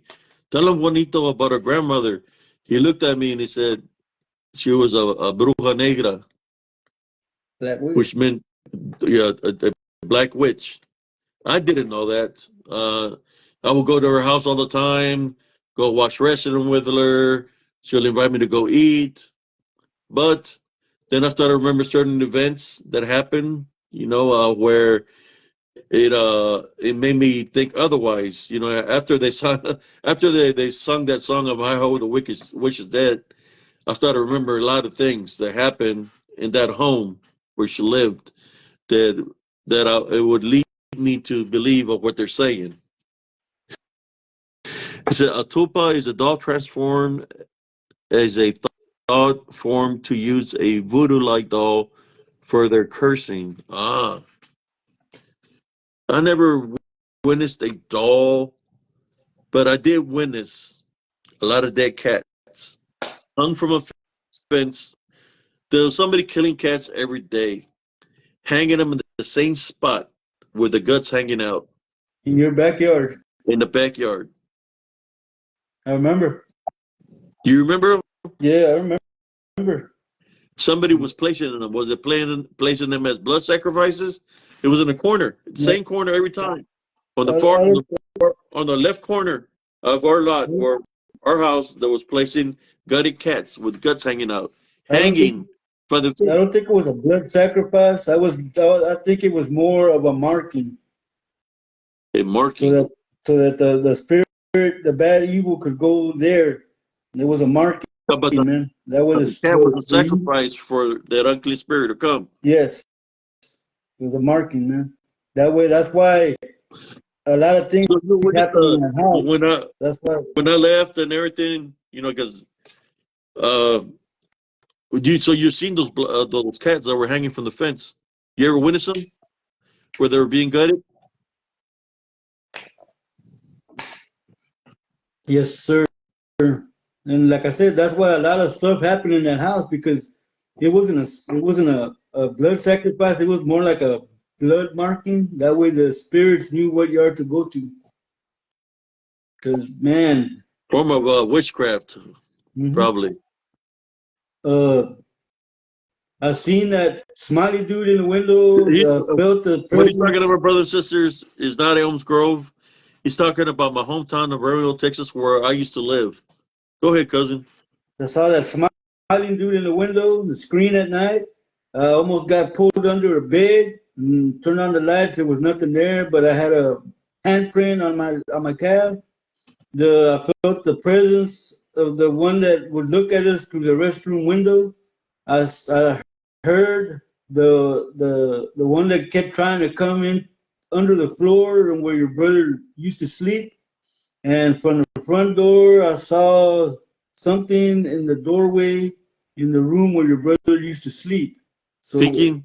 You see the one that would always peek? yeah, the Because peeker. our house was long, and the house, it was like, you know how the doorways are, but it was, you could see the entrance to each room, and you could see all the way to the back. So if you were in the front room, you could see the peeker looking at you, where they look like this, and they're looking at you from way over there. It's literally looking at you, and you get catch eye of it, it goes like this. Then when you go back there was nothing there. I heard the one that used to run on top of the roof every night. I You heard? remember all that, man. Yeah, I remember all that, man. Did you ever witness? Because he stayed with me there when we were teenagers. You know, I was going to work. Did you ever hear any pounding on the walls, pounding on the sounds of the walls, or did you ever hear women chatting, talking? No, I would hear the pounding on the floorboards in your brother's room, and I would see, and I don't really like to say this, but I would see your mom sitting in the passenger side of the truck where it was parked in front of the house. When the moon was full moon, I could see your mom sitting in that truck. But it wasn't my mom. No, no, it was just a spirit that was in the truck, sitting in the passenger seat, just sitting there looking toward the house. Yeah, I remember sometimes the door will open and close. Boom, open and close, like somebody opened the door and close it. Yeah. Uh, when everything happened in my family, the reason he's talking about the truck, brother and sisters, is that's where my mom's life got taken. Was in the passenger seat of that truck. It was a 1965 Ford. That's where it happened. That's why he's talking. He could see her in the truck. It was parked in front of the house in the front yard, right by the Yeah, front door. Whatever happened to that truck, man? What y'all do with that? I got rid of it, man, because of that. You know, they were saying they were seeing this or that. So I felt that it was a negative energy in there. So I sold the truck to the guy that was married, that got married to, what was her, the girl that got murdered, uh, Conde. Oh wow, You that's know, one. the Conde, not Anita, but the sister, older sister, Uh-huh. the one that got murdered at Delta Lake. Yeah, the one they found in the drain pipe. Well, yeah. Well, the girl, what her name was, I can't remember her name, but You the know, they guys, were cousins. Right? huh? They're, they're Condes. They were cousins, man. Yeah. Well, the the guy that she was with at the time, he was a dark complected guy back then, and he would collect. He asked me how much I would sell the truck for, and I sold it to him cheap, man. I just wanted to get rid of it, wanted to make some money. I believe I sold it to him for $500. That was it, and he took it with him. Wow. I sold it cheap. I didn't want it there in the yard anymore.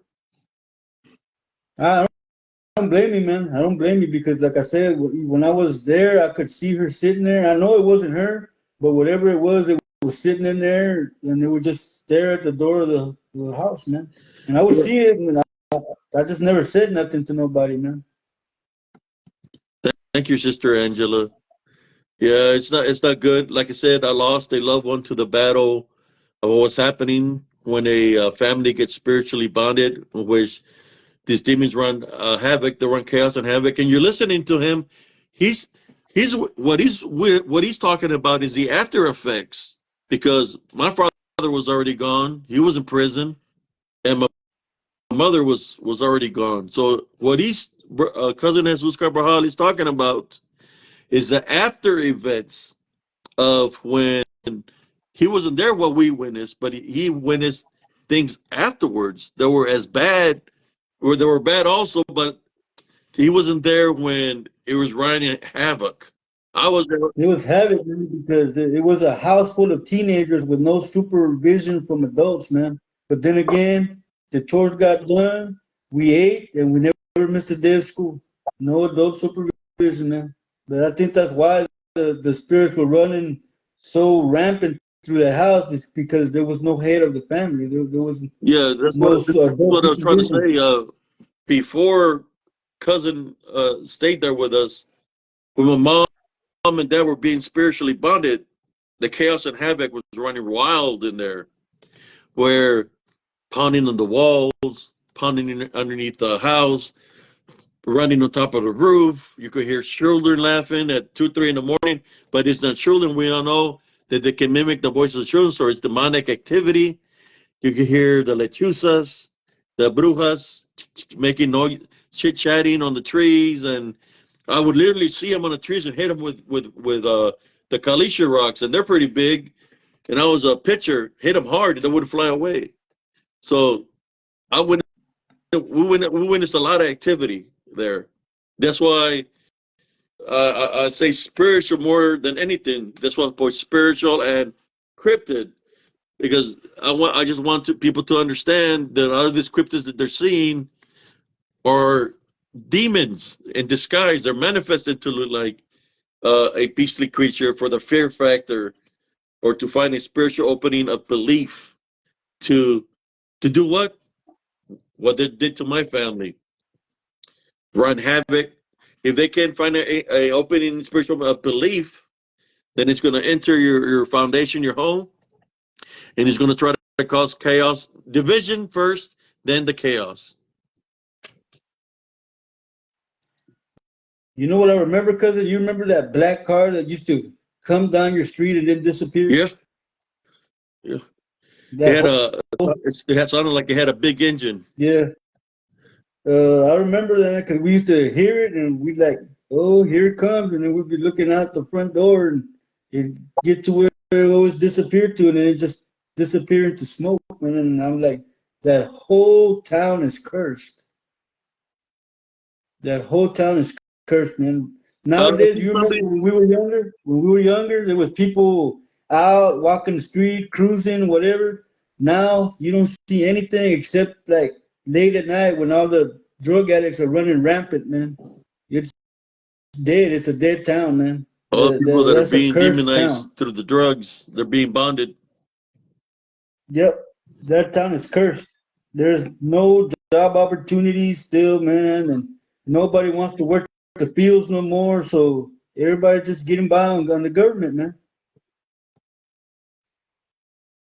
And I know because I lived there. I think like in 2017, 18, I was back there living there again, and I witnessed all of this, man. And it's just like I don't understand how one town can be so corrupt.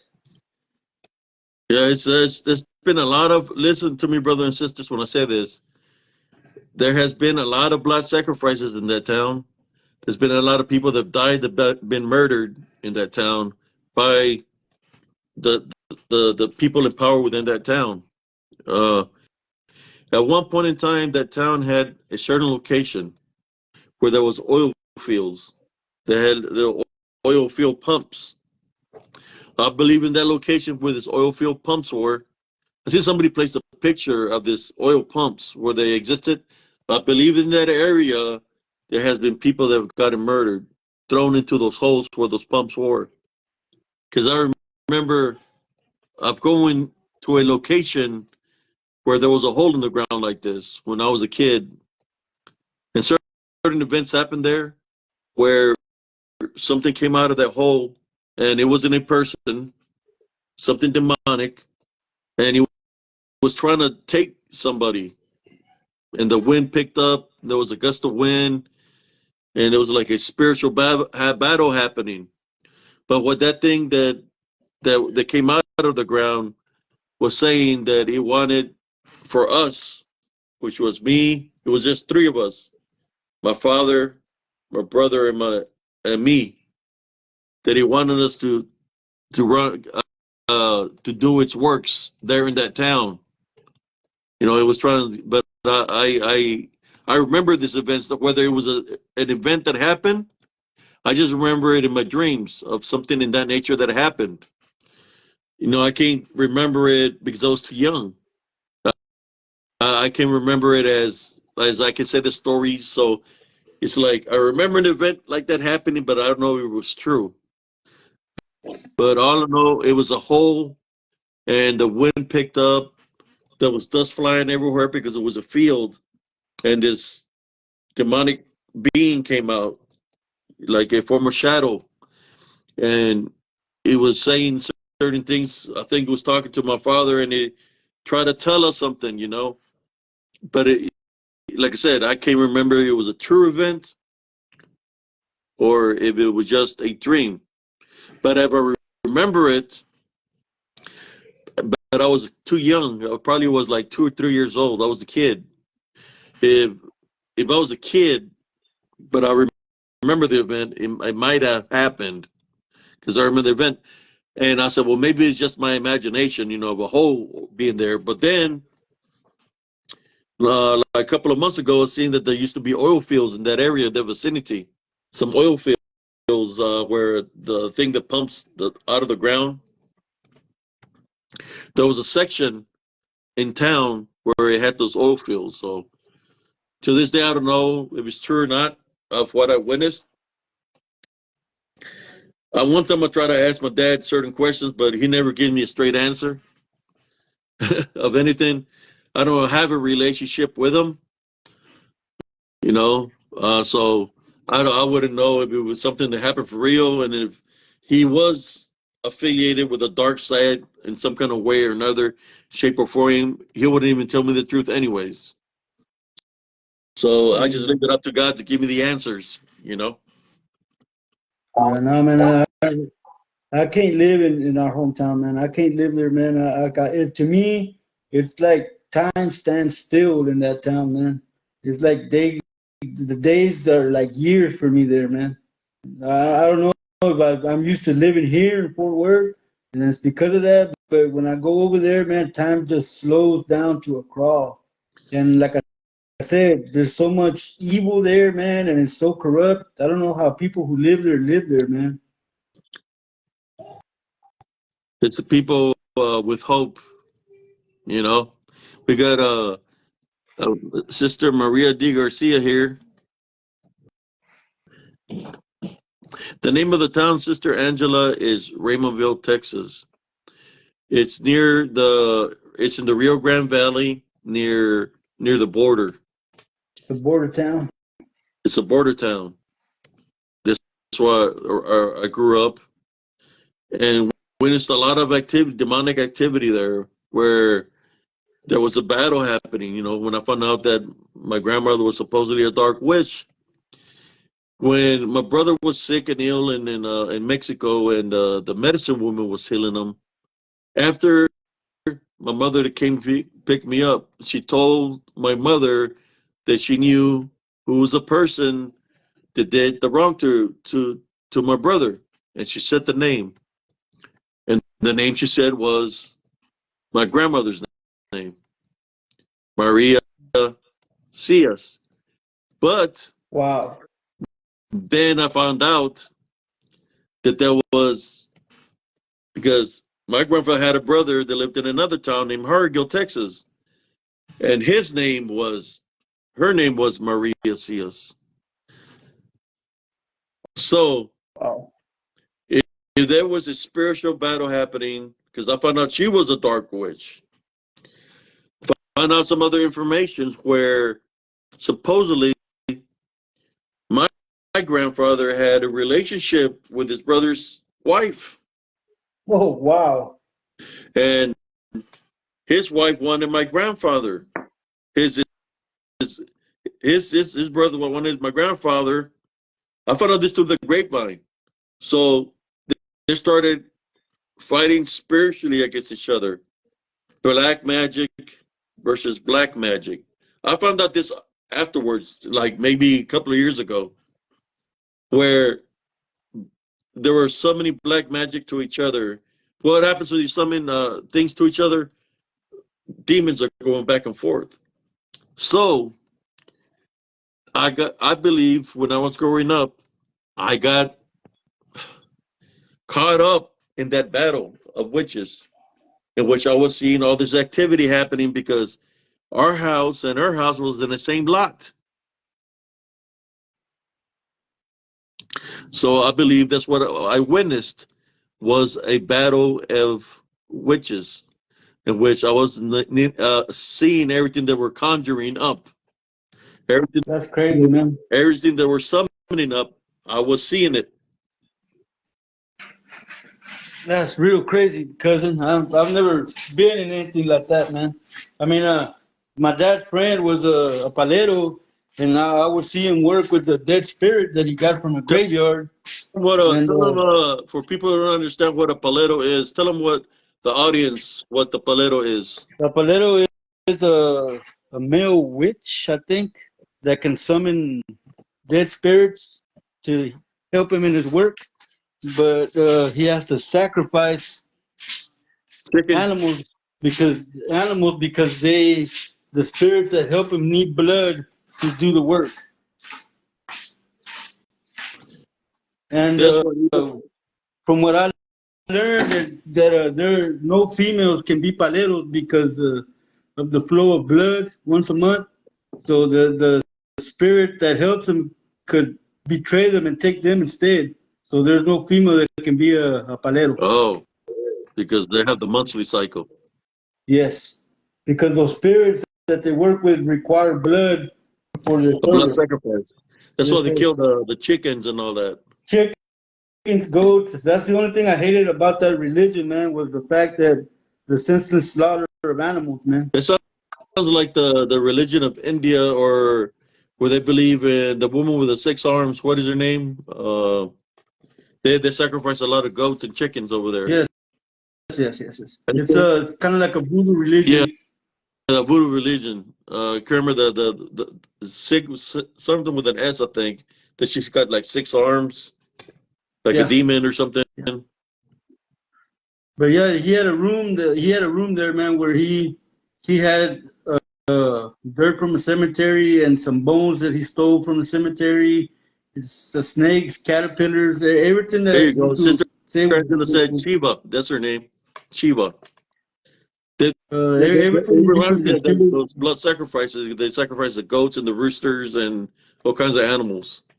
I remember he took this guy out into the woods because no other deity wanted to protect him. So he asked the spirit of the woods if they would protect this certain individual. And when they were ripping him with a blade because they ripped him, uh, a big gust of wind came, and that's when he said that the spirit of the woods agreed to protect him. It was trippy. So I know when you go into the woods, when you're on your feet, Yeah. man, that you're looking through there, I always know right before you're about to get attacked because I can feel it, man. I, Yeah. I can feel it right before you get attacked. But the time I type in, dude, it's already too late. You're already having problems. So you're thinking it's the spirits of the woods that are attacking me? Yes, sir. The spirit of the woods. They don't like me.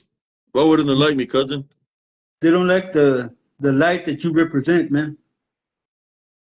Which is Jesus Christ. Yes, sir. You have a very bright aura, and they don't like that.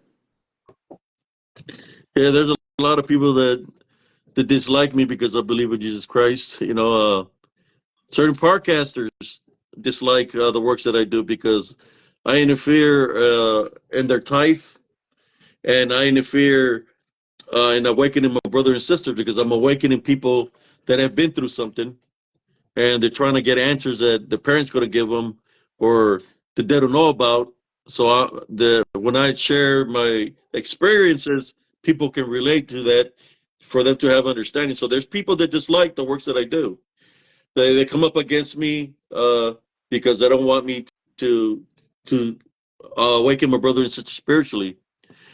They want to continue their works to deceive them, by to believe in aliens, believe in other things that we know that this demonic activity that can manifest and take many forms and many shapes. Get people just for the belief factor. You know, if they turn into a fairy or a pixie or a leprechaun, they'll do it just so you can believe in it, just so they can have a spiritual opening. They'll do that. They know what's in you. They know what you believe, so they know how to attack. They know how they're going to come at you. I remember when one of those things turned into my brother, man. When we lived in Chicago with my uncle Joe, Yeah. I went to the bathroom, man, and came back and saw my brother Joe in the kitchen. And he's like, "Hey, man, let's go in the basement, man, and let's go play." And I'm like, "Nah, man, I'm sleepy." He goes, "Come on, let's go." I said, "Okay, you go down first." So I let him walk in front of me, man. I took 2 steps downstairs, turned around, and went back to the living room. When I got to the living room, my brother Joe was asleep in the living room, man. Whatever it was that was trying to take me in that basement, man, I'm pretty sure. Look, I'm getting chills just talking about it. Whatever it was that was trying to take me into the basement, it wasn't my brother, man. Yeah, they have those abilities to manifest in that way. Uh, People, they call them doppelgangers, but it's not doppelgangers. It's this demonic spirits that have the ability to manifest, to look like something or someone that you might know, or they can even mimic voices.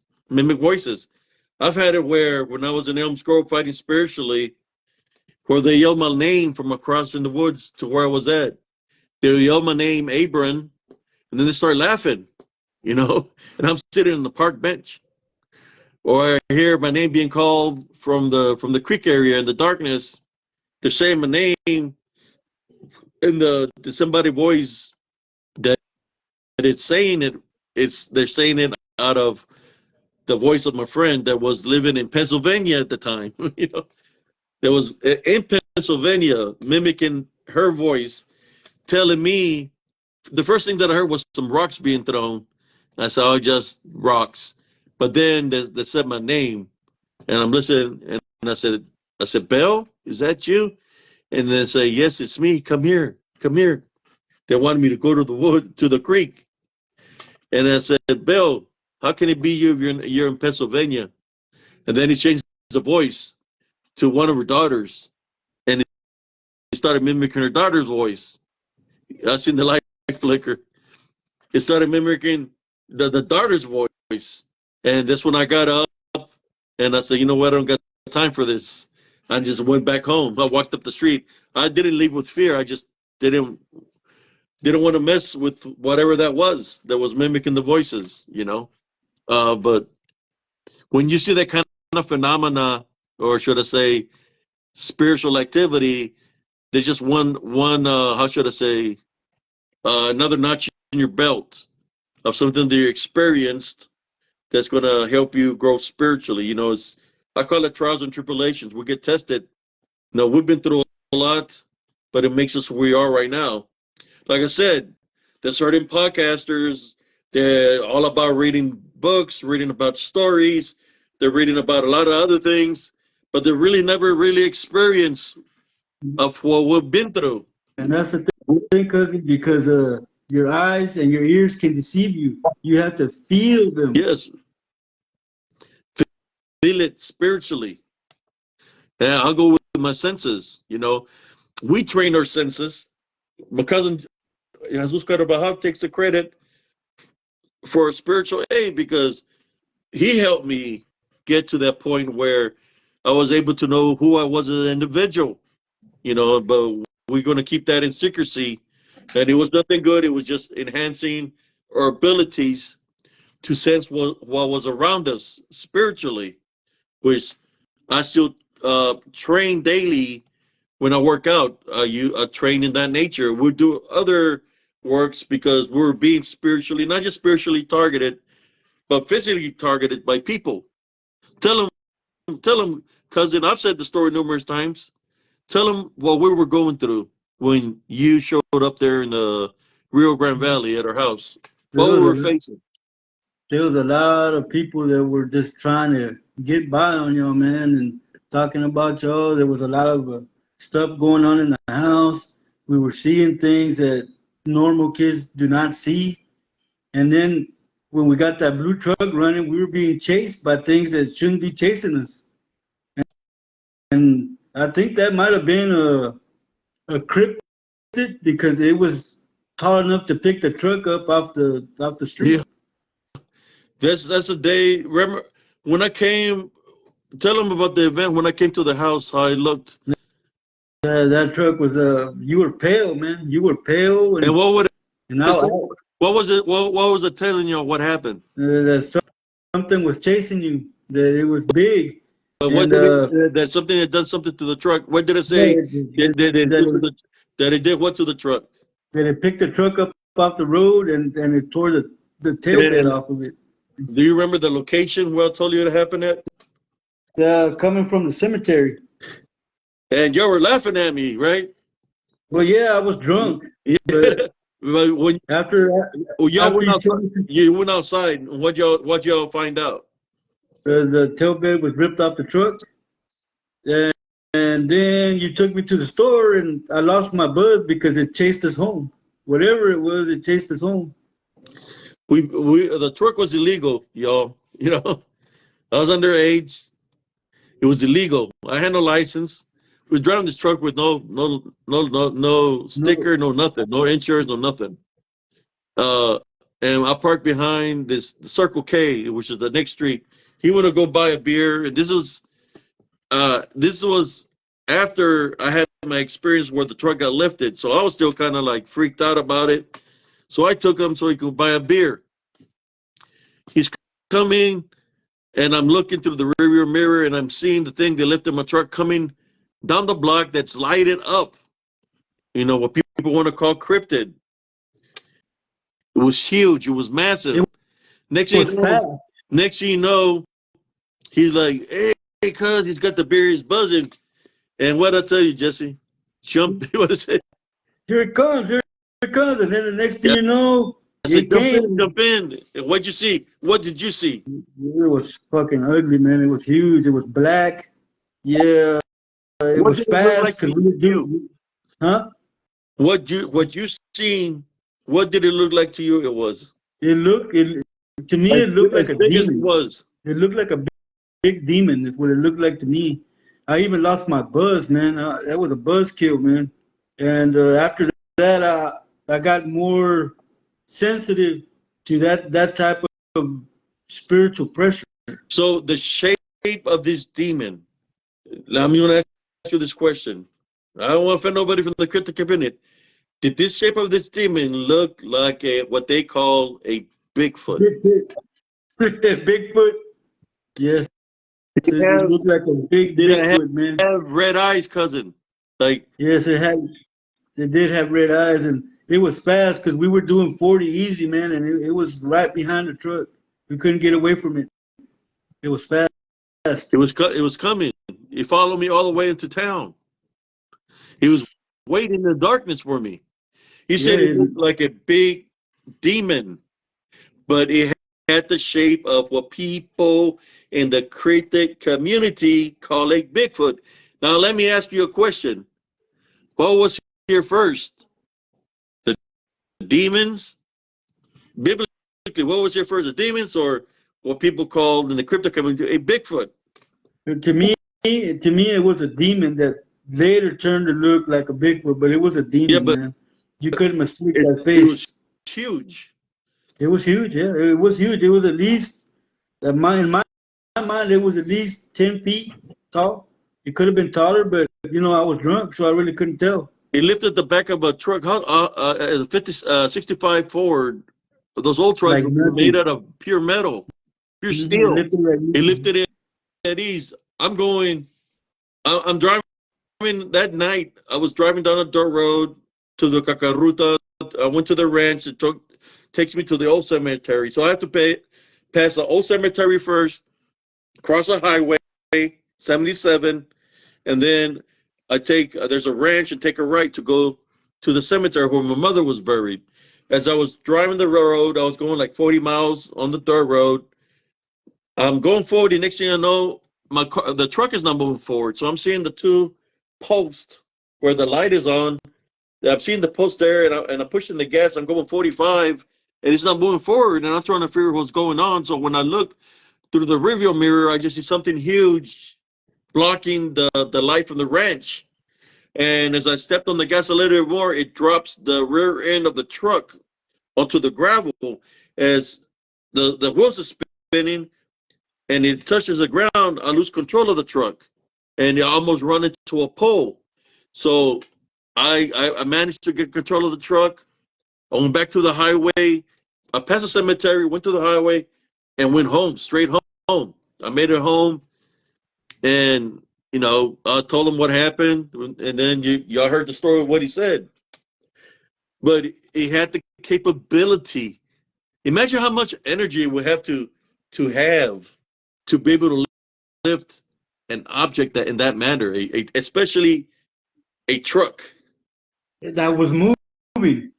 that was on the move at 40 miles an hour. That's crazy, ain't it? It happened to me. I ain't been the same since.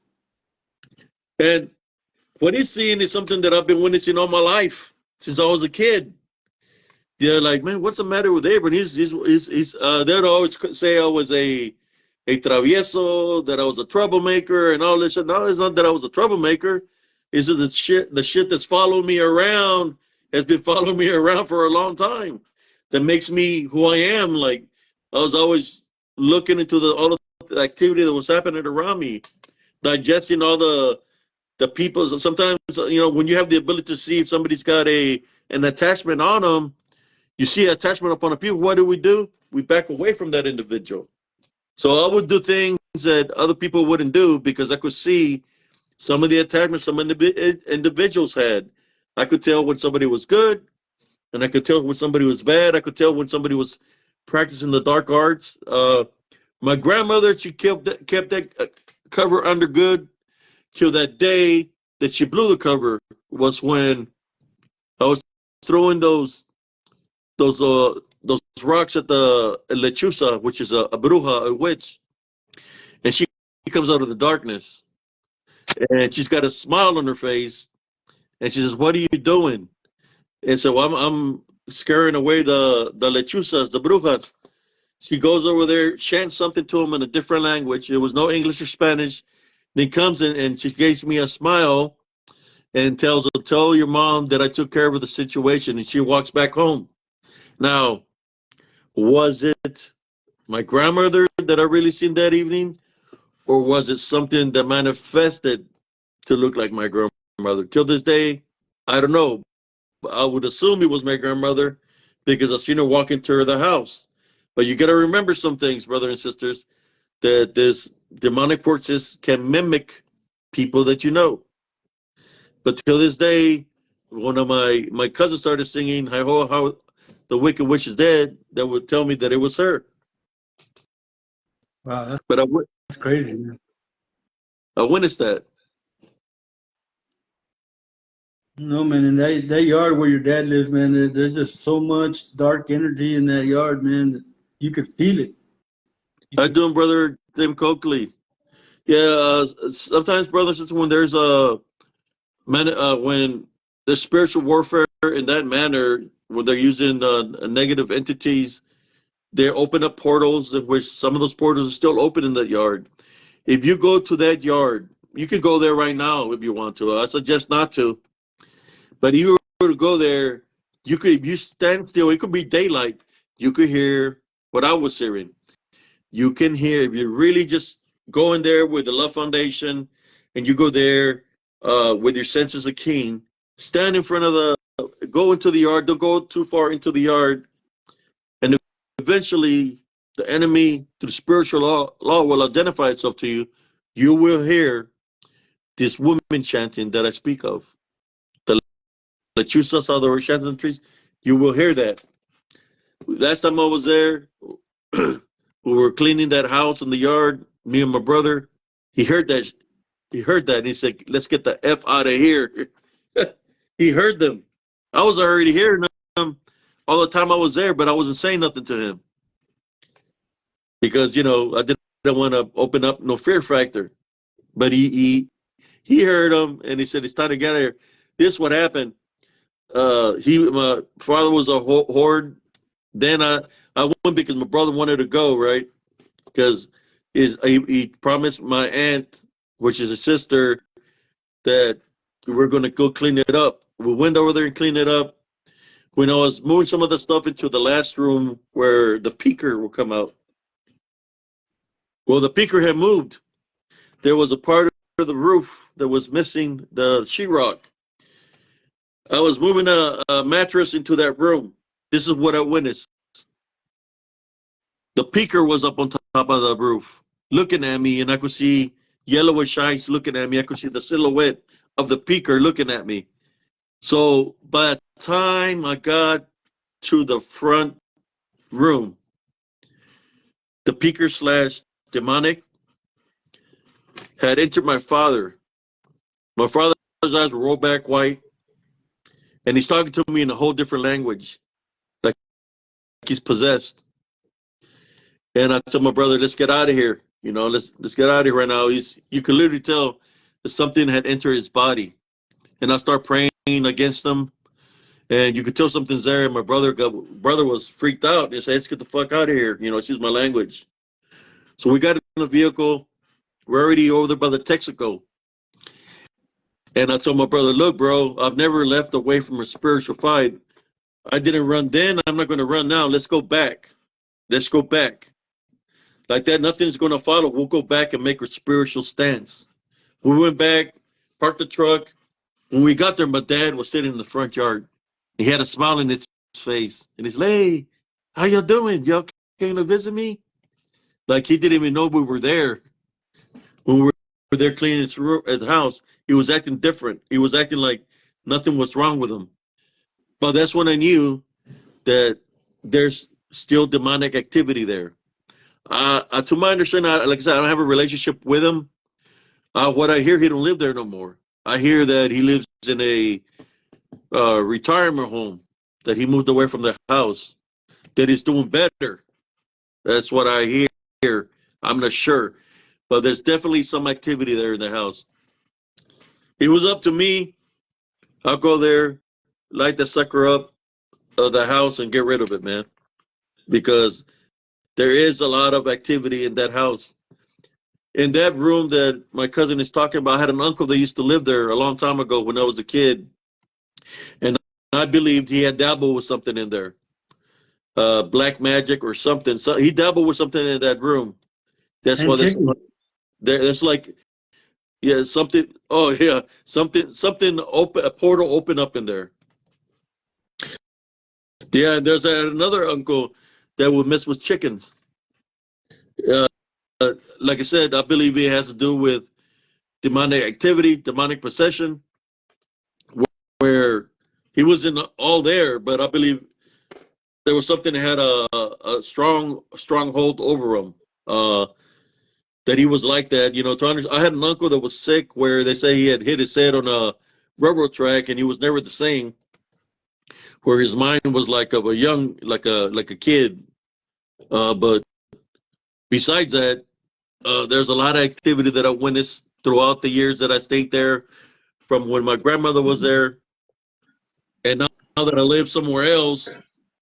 You know, after everything I brushed against, you know, when you brush against something, you get to know something of the thing that you brushed against, and when they surface up, you know what it is because you've already been through it. But it's, you know, I'm talking in depth about certain things, events that happened in my life that he's witnessed because he stayed there at that house.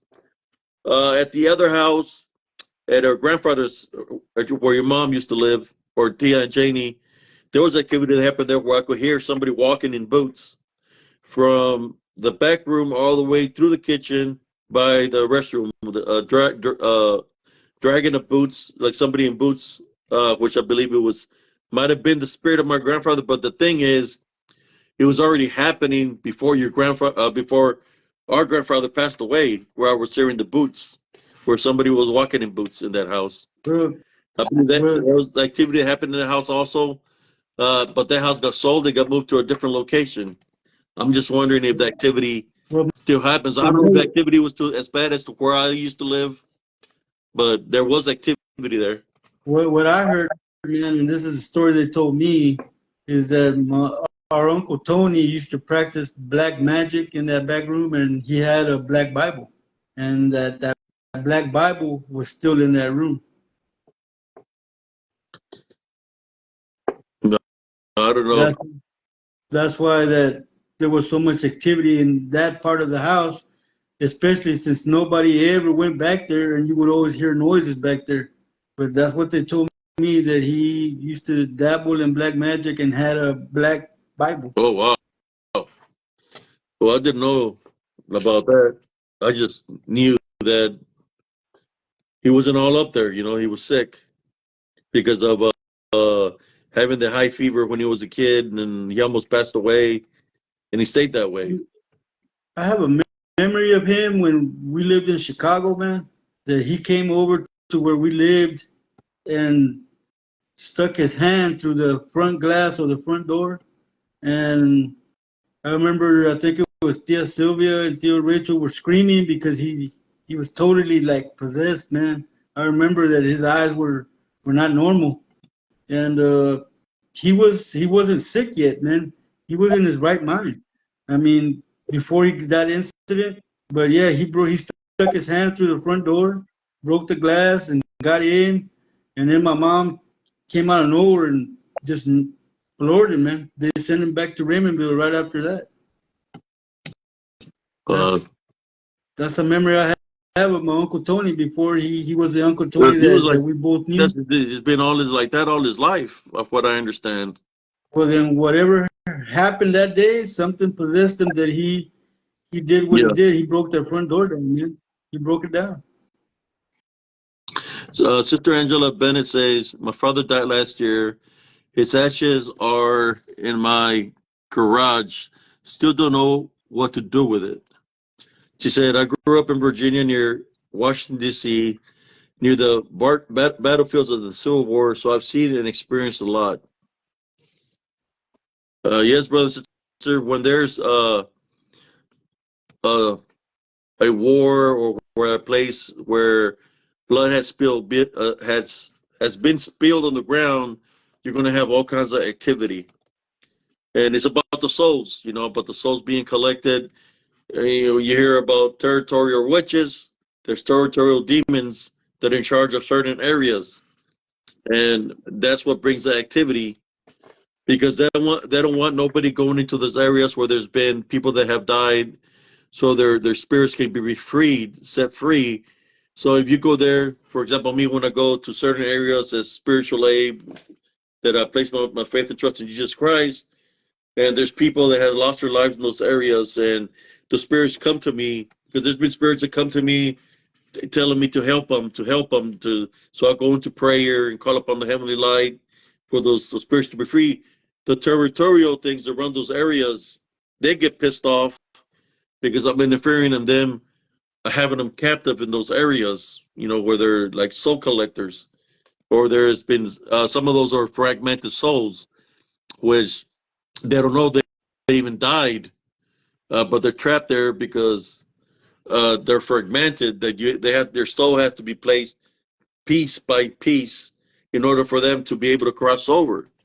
So some of these things that surface up there, they know, like you said, that I'm a beacon of light. I don't consider myself a beacon of light, but I know what it means, because it's like I'll enter an area and they come to me because they see me as a spiritual threat. They know of my capabilities, so they come at me in a negative way.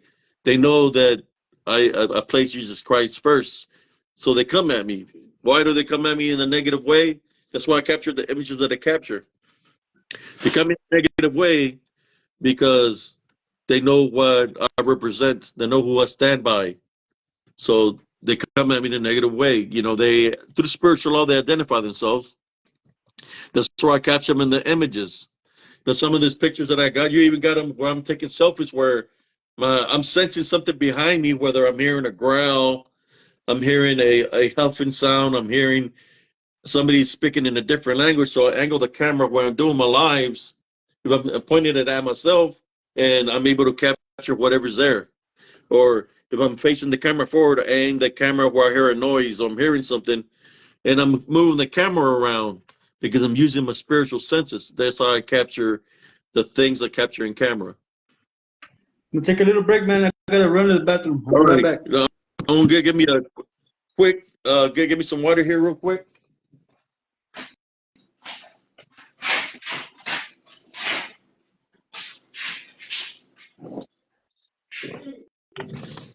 Thank you, Sister Angela, Bennett, and whoever else is here. Thank you for tuning in tonight. You know, I just felt that I had to make this video. You know, I've been holding back. Let me take a quick drink of water.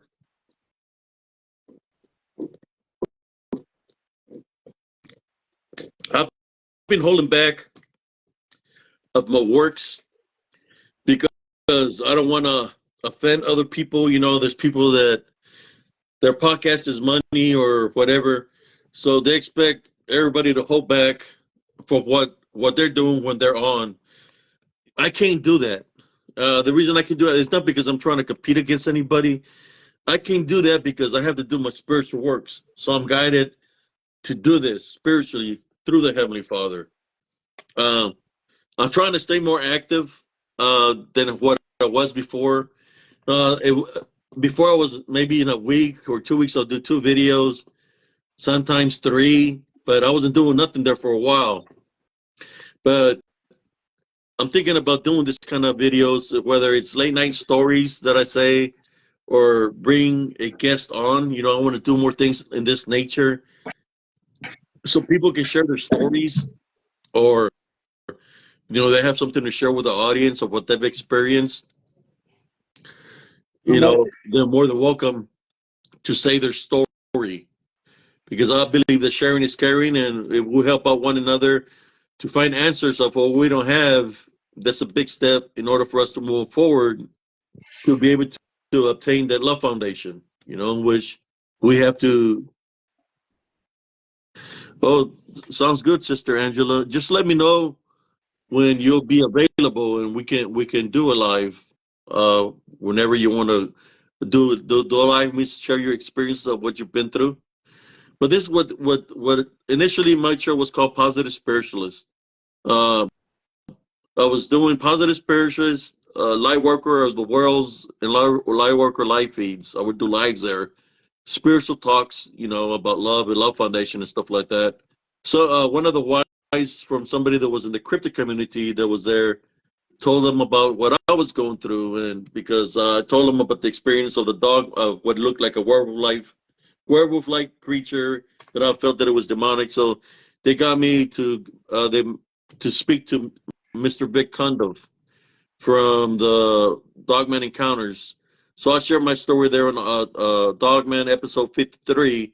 It's my story, but my story should have been longer. I feel that a lot of things were left out, that it got cut big time to only like 45 45 it got cut down to like 45 minutes.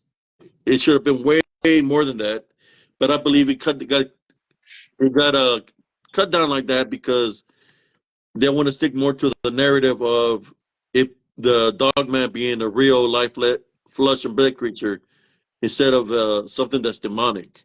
That's what they did that, but that's okay. You know, everybody to their own works. So Hey, so I have seen a werewolf melt. I have seen a werewolf melt into the shadows. So yeah, I know what you mean. It's spiritual. I'll never forget that. I don't ever want to go back to Mississippi. yeah, Mississippi. The first time I ever seen a Sasquatch up close, what seemed to be with the cryptid community, is a Sasquatch. I was a kid. I was 9 years old, up in Arkansas, where your mother lived, Jesse, with where Tia Louise and your brother and sisters were living up there in Arkansas. Yeah, that's where my brother Mario was born. Yeah, well, we were out there working in the field. Uh, we're doing the cucumbers, and I didn't like doing that, and my mom got mad with me and all this stuff because I was getting hit. Those little splinters were hurting my fingers and stuff, you know. So it's like it was lunch, and I had seen they stopped doing that, so they said, okay, we can work on the cotton. We start doing the cotton, and we're working in the fields of cotton. It was lunchtime. I got my tacos. I was eating the taco, and I said, I'm gonna go over there to the blackberry tree because I seen which we call a mora tree. I was eating the berry. I went to go eat some of the berries. As I was eating the berries on the other side of the blackberry tree, seeing something looking at me like this, sideways. And I'm looking at it, the way the face is and the fur looked, it looked like, it didn't look like a gorilla, but the form kind of looked like a gorilla, which to me I would say it would be more of a squash-like thing, but people call the Sasquatch. Next thing my mom says, get away from those trees. You don't know what's might be there. By the time I look back, it was gone. You know, whatever was there was gone. Now that was like one of the closest close encounter I had to what the cryptid community calls a Sasquatch. The way the face looked was leathery. It looked leathery like of a gorilla. Leathery, but he wasn't a gorilla. The form looked, he could have probably possibly been also what people know, which he does come from another realm sometimes, which would be a troll. You know, troll. You really think about a troll, the familiarities of a troll, some of them are tall, would be that of a what people call a Sasquatch, but we know that's like demonic in nature. Uh, but I did have an experience there in Arkansas working in the fields. I told my mom what I seen, and she's like, no, mom was. She was like, huerco pendejo, no sabes de lo que. You don't know what you're talking about. But I went and That's funny how they were quick to dismiss stuff that we seen, man. Like when I saw that hand with no arm in the window, my dad said I didn't see what I saw, but yeah, that traumatized me, man. she said in Kentucky on Native American land, it's hard. All the paranormal phenomena, yes. Where I live in Central Texas, where I had my encounter on that I talk about on this What's Are Haunted, season 3, episode 2. This is on the Travel Channel right now. Uh, uh, that land, I found out after I did that video, there was some old people wanted to talk to me that I knew. One of them said this story. He said that because where I live there in Elms Grove, there's a old airport. They said they were doing that airport, He built that airport. When they were digging up the ground, they found a mass gravesite of it. It was a native Indian burial ground. They told the foreman, the foreman told him to build over it, right? Well, as they built over it, he said that all that land, even where I lived in the mobile home park, was part of the native Indian burial ground. Wow. So there's a lot of land in Central Texas that's unmarked, that is a native Indian burial that they built over. Uh, just on Fort Hood, Texas, out of one of the ranges, there's a range, high ground, where we're not allowed to go there. It's being guarded by the government. And they say it's a native Indian burial ground. Nobody's supposed to go up there. That it's off limits to us. We cannot go train there. We cannot go into that area. It's near Clabber Creek. It's before getting to Clabber Creek. There's range up there that is off limits because it's native Indian burial ground.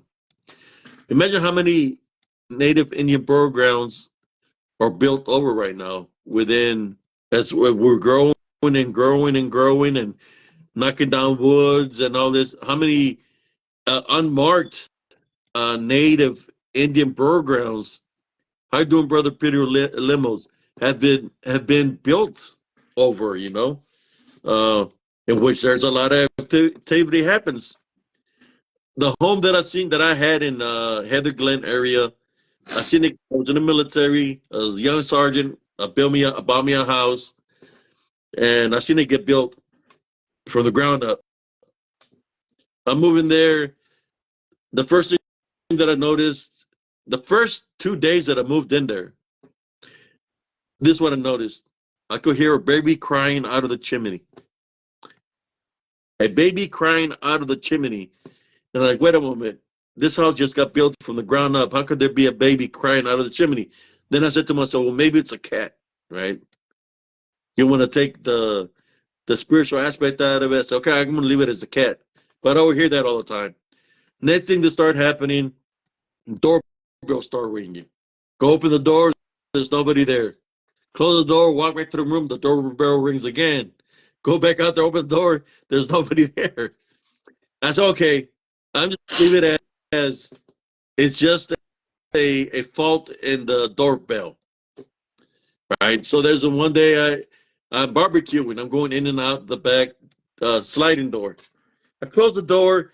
Next thing you know, there's a freaking raccoon on top of my barbecue pit, and it's looking at me. So I said, look at this raccoon. It's pretty big. I take a picture of the raccoon. So I go there and shoo it away, get my barbecue out of there. And as I'm viewing the picture of the raccoon, I was like, whoa, what the hell is this?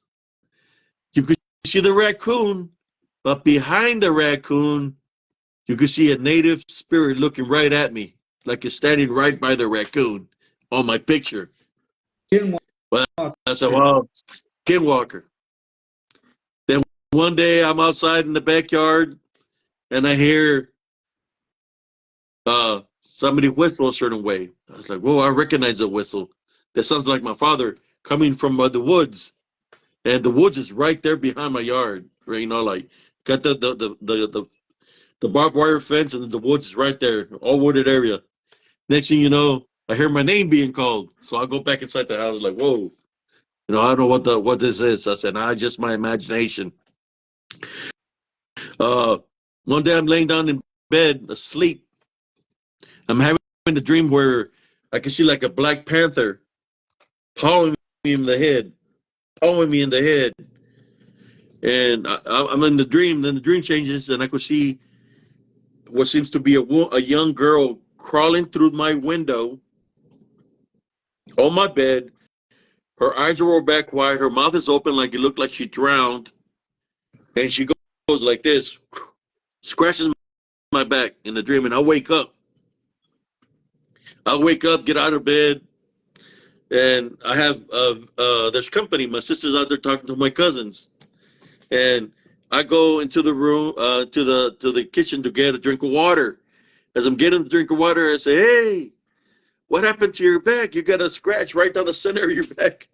I look in the mirror. It's from the back up top of my back all the way down my spine. A scratch all the way down. And after those incidents, there was another incident where my neighbor is outside. I go outside and he's just smoking real rapidly. I say, "Hey man, is everything okay?" He said, well, so I want to tell you something, but I want you to think of me differently." And I asked him, "What's going on?" I said, "You know how I converted my garage into a den? It's like my little den / library." So yeah. So while I was working on my work, and I went out to get me a drink of water. When I was coming back into my den or my little library, I seen her. I said, "What'd you see?" "Well, I seen a little native girl sitting Indian style in the middle of my den looking at me." And I said, "How'd she look?" What he described was the same thing I described. So after those incidents, I said to the people, "You know what? I don't want to be here anymore. You can have your place, take it back. I don't want it because I just didn't want. I needed to get out of there. It was too much activity that happened. So I gave it back to the people that I was buying it from, and I moved and I got me the mobile home.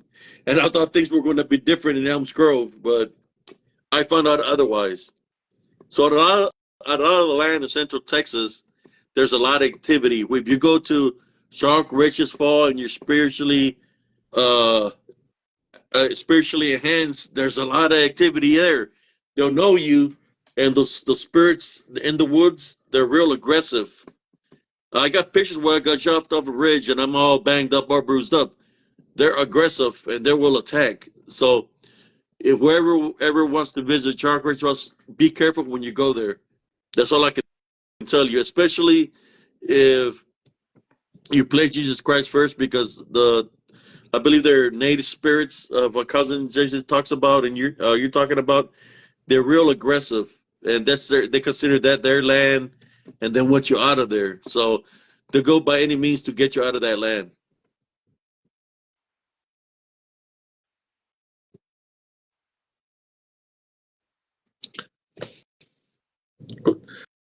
You got anything to say about that, cousin Jesse? Of activity like that?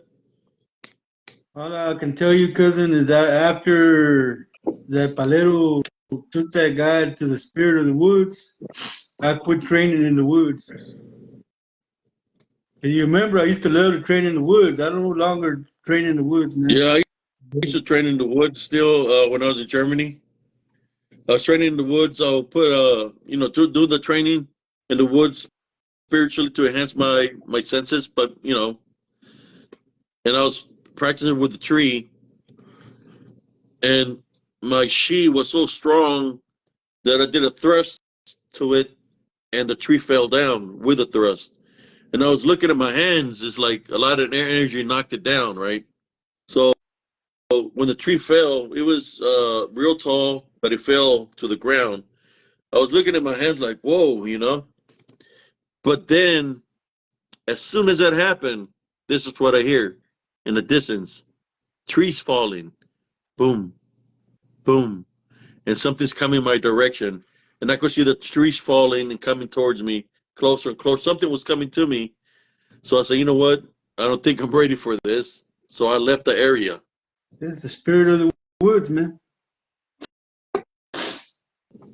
I was in Germany. I never went back to train there. Ever since that thing happened there, I never went back. There was some wild boars that were pretty huge, but trees were being knocked down by something, and I didn't want to know what it was. I knocked out one tree with just training with energy. Whatever was knocking down tree after tree after. I think I knocked down like. By the time I seen the trees here, I knocked down like several trees because I could hear them where they were falling. My favorite thing to do was to go out in the woods at night and train, man. And yeah, I don't do that no more, man. You had an incident that happened. Yeah, yeah, I had an incident, man, where I was hearing a lot of noises around me, Mm-hmm. and I was like surrounded. So I made my way out, and it's been a long time since I trained at night in the woods, man. A long time, more than 20 years. I quit doing that. We've been going on for a while now, cousin. I think Yeah, it's been like 2 hours and something. Is there any final words you would like to say to the audience, the viewers, or whoever's going to view this video? the only thing I got to say to people that are watching this video is don't let your eyes and ears deceive you. You have to feel them with your senses because it's easy to deceive your eyes and ears. That's the only thing I can say to people watching this video. Is to be careful not to be deceived. Yes. Sometimes you have to look through what you're seeing spiritually to see the true nature of the source, what's behind what you're seeing. Yes, sir. Yes, sir. And Well, we've always been like that since we were kids, man. We've always been able to feel them out.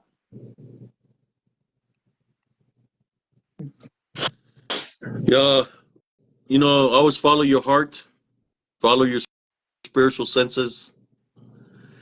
Your heart and your spirit is going to warn you, and you have to follow your senses. Whether your hair stand up, you have a gut feeling of something comes and hits you in the gut, your senses start kicking in, and you start feeling and your energy being drained some kind of way. When that is Something happening, something something calls you from behind and you turn around and there's nothing there. Yeah, when you sensing those kind of things, you, what you have to do, brothers and sisters, I'll be honest with you, this happens to me all the time. It's going to prayer, take authority over it because it's trying to overcome you through fear. If nobody ever watched the videos that I do when I've gone into the woods, you should check it out because I'll be fighting spiritually all the time because it surfaces up. That's how I capture the imagery that I capture because they're showing themselves, they're manifesting, trying to come at me. They're trying to surface up. They like I said, they have to identify themselves spiritually through spiritual law. But I know when cousin Jesse says, he tells me, "Get the hell out of there."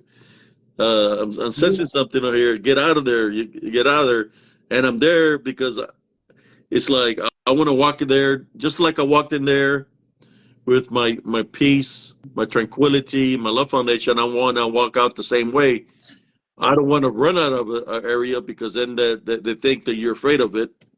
So I just walk the same way I walked in. And then what I do is when I leave an area, I do a little prayer, say nothing's welcome to follow me. If there's anything around me or trying to attach itself to me, I type out and read in Jesus Christ's name, and I leave the area. I come home and I debunk the videos, and this when I capture a lot of the imagery or I create short reels. I just haven't been back there in a while, but there has been a lot of activity that's happened right in front of there on the highway. A lot of accidents. These things that can cause accidents. You know, if they could try to try to uh, attack me spiritually with my love foundation. Imagine what they try to do, what they do to people that don't have no belief in Jesus Christ and they have a spiritual opening. There was an old lady that was driving a Mercedes Benz in front of that area on the highway. As she's driving on the highway, her Mercedes Benz stops working. Semi-truck comes, a semi-truck that was behind her come and hit her, and she died. Wow. Remember, the demonic forces, they can drain our energy. When people go there with the recorders, they drain the energy of the batteries or whatever equipment they're using. They have the capability to drain, it cause a vehicle from stop working so something could happen. That's what they do. So we can take it to the alien perspective. When they said that UFOs can cause that. What if it's not UFOs causing that? What if it's this unseen forces that have the ability to do that for a reason, to collect a soul? But that's for another story, for another time. We already said our finals goodbyes of what we're gonna say. I was gonna tell Uh, you, cousin, I got a new tablet, so I'll be able to come on live whenever you need me to come on live. all My right. other tablet wouldn't let me get on live with you. That's why we're having so much trouble. Well, it sounds good, cousin. And we haven't had no problems with your tablet. This tablet. Sister No. Angela Bennett says, just say Jesus, Jesus, Jesus over and over again. Yes. Uh, for those that like to go and investigate ghost hunters, ghost hunting, it's not all about the ghost. When you go in there, you got to be prepared for the unseen. Because if the unseen surfaces up and you're not spiritually prepared, you most likely will be spiritually attacked by the unseen, which I'm talking about the DDN, anything demonic. So when you go investigate, make sure you prepare yourself spiritually before, doing, and after. As I see, I got some protection. Of course, Jesus Christ is the ultimate protection, but I got extra protection around me all the time, just in case. You know, when I will go to my investigations, if something's going to drain some kind of energy, it's going to drain the energy that I have around my neck or around things, but not my spiritual energy. Selenite. I got things in my pocket that I carry with me. Now, I got all kinds of things that I carry with me for energy. I carry it for protection, extra protection. I've learned a lot of things throughout the years, and this is what I do. But I want to say a big thank you to cousin Jesse for joining me tonight. Normally I just talk to myself. It's kind of like talking to myself, but not literally, because what I do is I download the video, and I have people that follow me on YouTube, and they tune in for when I upload it on YouTube. That's where they follow me at. But I just want to say thank you, cousin Jesse, sister Angela, and for whoever views this video later on. I talked about a lot of things, and I'll say it one more time from what I said. Oh, look, there's Tia Raquel. We got Tia Raquel here right now. She's been through a lot herself.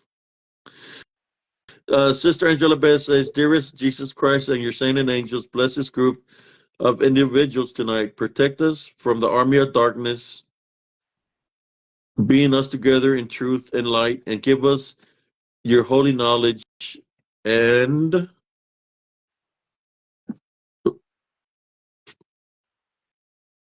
light tonight. In God's name, amen." Amen, sister. Amen. I'm going to say a final prayer here for all of us. Dear Rachel, how you doing? I hope you're doing well in high spirits. Um, Tonight I was talking about a lot of things in depth, dealing with when the head of the household is being bonded, of the activity that happens spiritually, that it's overwhelming. If you want to tune into what I said at the beginning of the show, you're more than welcome. We're fixing to finish the show. We've been going on for about 2 hours and a half. So I want to say a final prayer for all of us.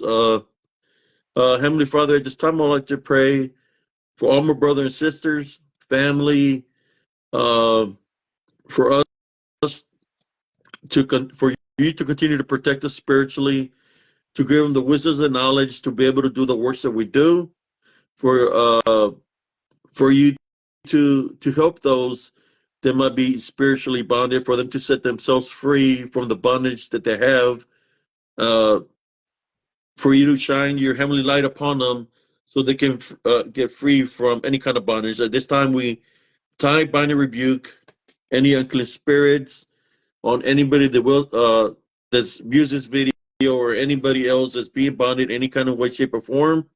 We bind, and rebuke them in your name, Jesus Christ. Through your name, we bind, and rebuke them. Amen. Amen. Uh, in that note, thank you, brother Primo Jesse, for joining me, and maybe we'll do more shows like this. We'll talk about other topics. But it's always been spiritual for us. I mean, Yes, sir. Yes, sir. it's always been spiritual. Everything that we've been through, we makes us who we are right now. It's been this unseen war, brothers and sisters. It's very real. That's why I do these videos. And saying that, thank y'all. Good night, and love, light, and blessings to everybody. God bless everyone here. Good night. Good night. Amen. Peace out. Peace out.